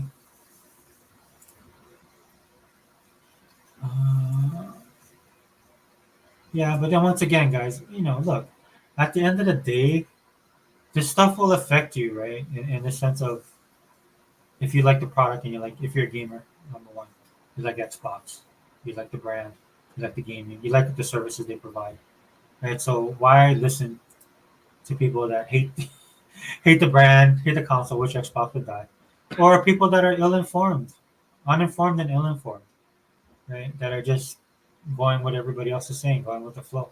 When you yourself, if you are in the ecosystem, you understand that's not true at all, and nowhere close to being true. Right? So in closing, guys, I just wrap it up. Um, do your own research, man. Play your games. Dude, there's a game, Dustborn. I was interested in it from the jump. I kind of had a feeling it was going to be woke. I'm not gonna lie, but there's a lot about that game that I do want to experience, man. And if it's as bad as people say it is, I'll be out $30, or maybe I'll wait for it to go on sale just to be safe, because I would feel a certain way. But I mean, I want to see how bad it is, and sometimes that's what you have to do, man. That's what built this industry. That's what built a fandom, right? Sometimes you take a chance, and it didn't work out for you, and sometimes it ended up being something you had no idea it was going to be, so you're disappointed, or sometimes it's something you actually hated. Right? Again, I'm older now, guys. I've gotten myself to the point where I know what to avoid and what not to avoid. Like a lot of this stuff, I'll talk about the woke stuff. It doesn't really affect me for the simple fact I can tell already just by looking at stuff if this stuff is woke or not. It's to what level of the wokeness. That's where I'm at when it comes to, and it's with pop culture, guys, not with anything else. Right? Because I enjoy pop culture. I grew up in this stuff, right? So I still want to enjoy it, right? So I gauge my stuff. Like I know some people like some of the stuff Disney's putting out. I like none of it. None of the Marvel stuff. Marvel dropped the trailer for Thunderbolts. This is our next movie coming out. It looks like it'd be interesting, dude. It was a great trailer. It had all the trademarks of what makes Marvel movie a Marvel movie. But again, man, their track records over 2 phases have been absolutely ludicrous. And the most ridiculous thing about it is they did it on purpose. When I'm telling you guys, I have my little flags that I use, right? Once I see that, dude, I'm done. I'll walk away. And again, I said this before. I'll say it again, dude. One of the things that you got to worry about with these people, or with your audience, that you're trying to get money from, right? That you're trying to sell your product to. 2 things, right? One, you have the habit of training them to consume your product in a certain way, right? Like an event, like I'm telling you right now, dude. Once I see certain flags that of something that you're producing, and these certain flags I see, I'm out. I'll disassociate myself with that, because I'm like, dude, there's other things that I know definitely I will be enjoying right now, like playing Tales of Arise. Like this weekend, one of the favorite K dramas released 2 more episodes, right? So I get to watch a total of 4 because I was busy last week. So I get to watch a total of 4 episodes, man. And I would rather do that than waste my time on something that I know I absolutely will not enjoy. And that's where these companies, again, in closing, that's where a lot of these companies, that's what they've forgotten. They've forgotten to respect their customers, regardless if the customer is wrong. For the most part, again, guys, the customer is usually wrong because they don't know what's going on behind the scenes, and they don't have the hands-on experience with your product. But at the end of the day, what you want from them is their money, and a lot of you guys, especially in the gaming industry, you just don't want their money, you want their time. Right? It's more than just the money, right? It's about the time, especially the way they're building up these games. And that's a thing, because that's what the consumer is telling the developers and the publishers as well. This is why Xbox owns so many games that are online, right? This is why they own the Minecrafts and they own the CODs, right? They have their own built-in communities. They have their own built-in ecosystems, and they produce for them, even in these times. Maybe they don't produce as much as the people want, right? Which is why you have some of these things going on in Microsoft. I'm pretty sure. My own speculation. Take that however you want to. And again, if I'm wrong, let me know, man, because I don't want to be wrong. This is from all the stuff that I read and I look at. Right? But at the end of the day, man, you got to give the people what they want. Right? And some of these people, man, they just let their emotions, their feelings, their agendas get involved because they feel a certain way about what the hero story is. Right? They believe like the world is run by the patriarchy. Right? And so they don't like that, and it actually shows in the products that they make. Right? And a lot of that stuff ends up becoming nonsensical. Right? You have to be able to suspend disbelief, dude. Again, this is pure escapism at the end of the day. And if you want me to buy into your world, dude, I can't have things jarring me while I'm in your world, trying to experience what you're trying to show me. And this is why I stick with this kind of stuff, man. This is why I still do these videos. This is why I still talk about it. Again, I've refined my taste quite a bit. A lot of you guys who are younger than me will understand as you get older. That happens. That's just the natural progress of things. Not saying you're gonna, like there's a lot of things I still enjoy, still do that I did when I was younger, as you can tell by a pop culture channel, right? But your taste has changed. Your taste can become more refined. You have a lot more experience in life dealing with certain things, so you're able to discern a little bit better everything that's going on. you're a Christian, you guys know you should pray for that spirit, right? To keep yourself out of trouble, keep yourself honest, right? Not spreading false information. Nothing wrong with giving your opinion. And I said, dude, if I'm wrong on anything, just let me know. That's why I love the chat. That's why I love you guys. You guys always keep me in line if I misspeak or if I say something that's wrong. That's why I like other Zane, Coco Pole. Thanks for being here, brother. David Cohen, man, appreciate you. And the questions, thanks for those 2 statements you made, man, because that was really, that allowed me to expand a little bit on what I wanted to talk about today. Want to also shout out Anthony Chipmunk, man. Thanks for being here, brother. Where's my boy, man? Daniel Berry. Again, Caitlin Clark, Rookie of the Year. Should have been on an MVP ballot, but we'll take it. 100, man. Thanks for stopping by, brother. I'll check out your show later. Usually Saturdays, man, I'm usually doing stuff, so I normally can't watch it live. But I always get it on the rebound, brother. Vontae, man, thanks for being here, my brother. Dude, Korea, man. Korea's on the map.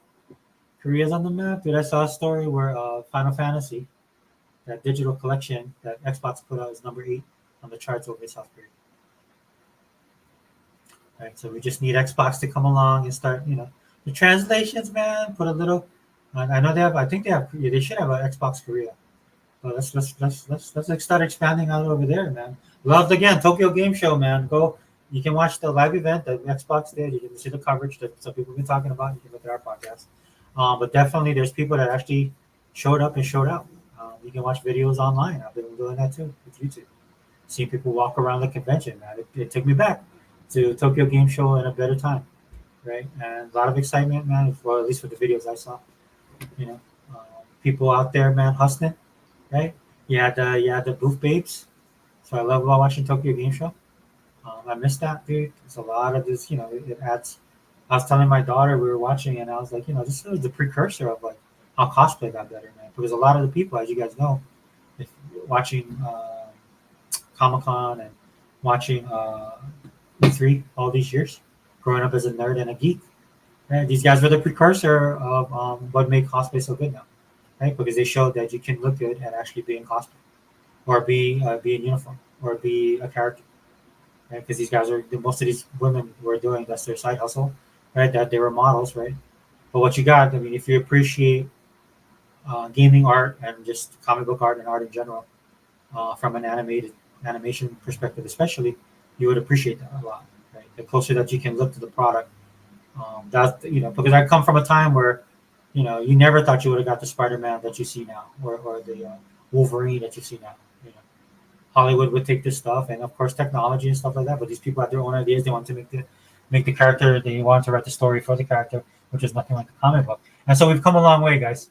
We've come a long way. And when I see something like that Tokyo Game Show, all the excitement, all the buzz, I loved every minute of it, man.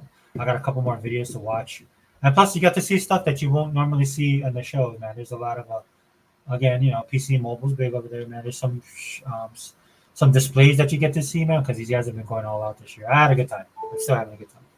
Right? Okay, guys. So sorry, want to wrap it up? There's a limited set, man. You gotta call it a day. Right? And so again, thank you guys for being here. Xbox All In channel. We'll stay forever. We out.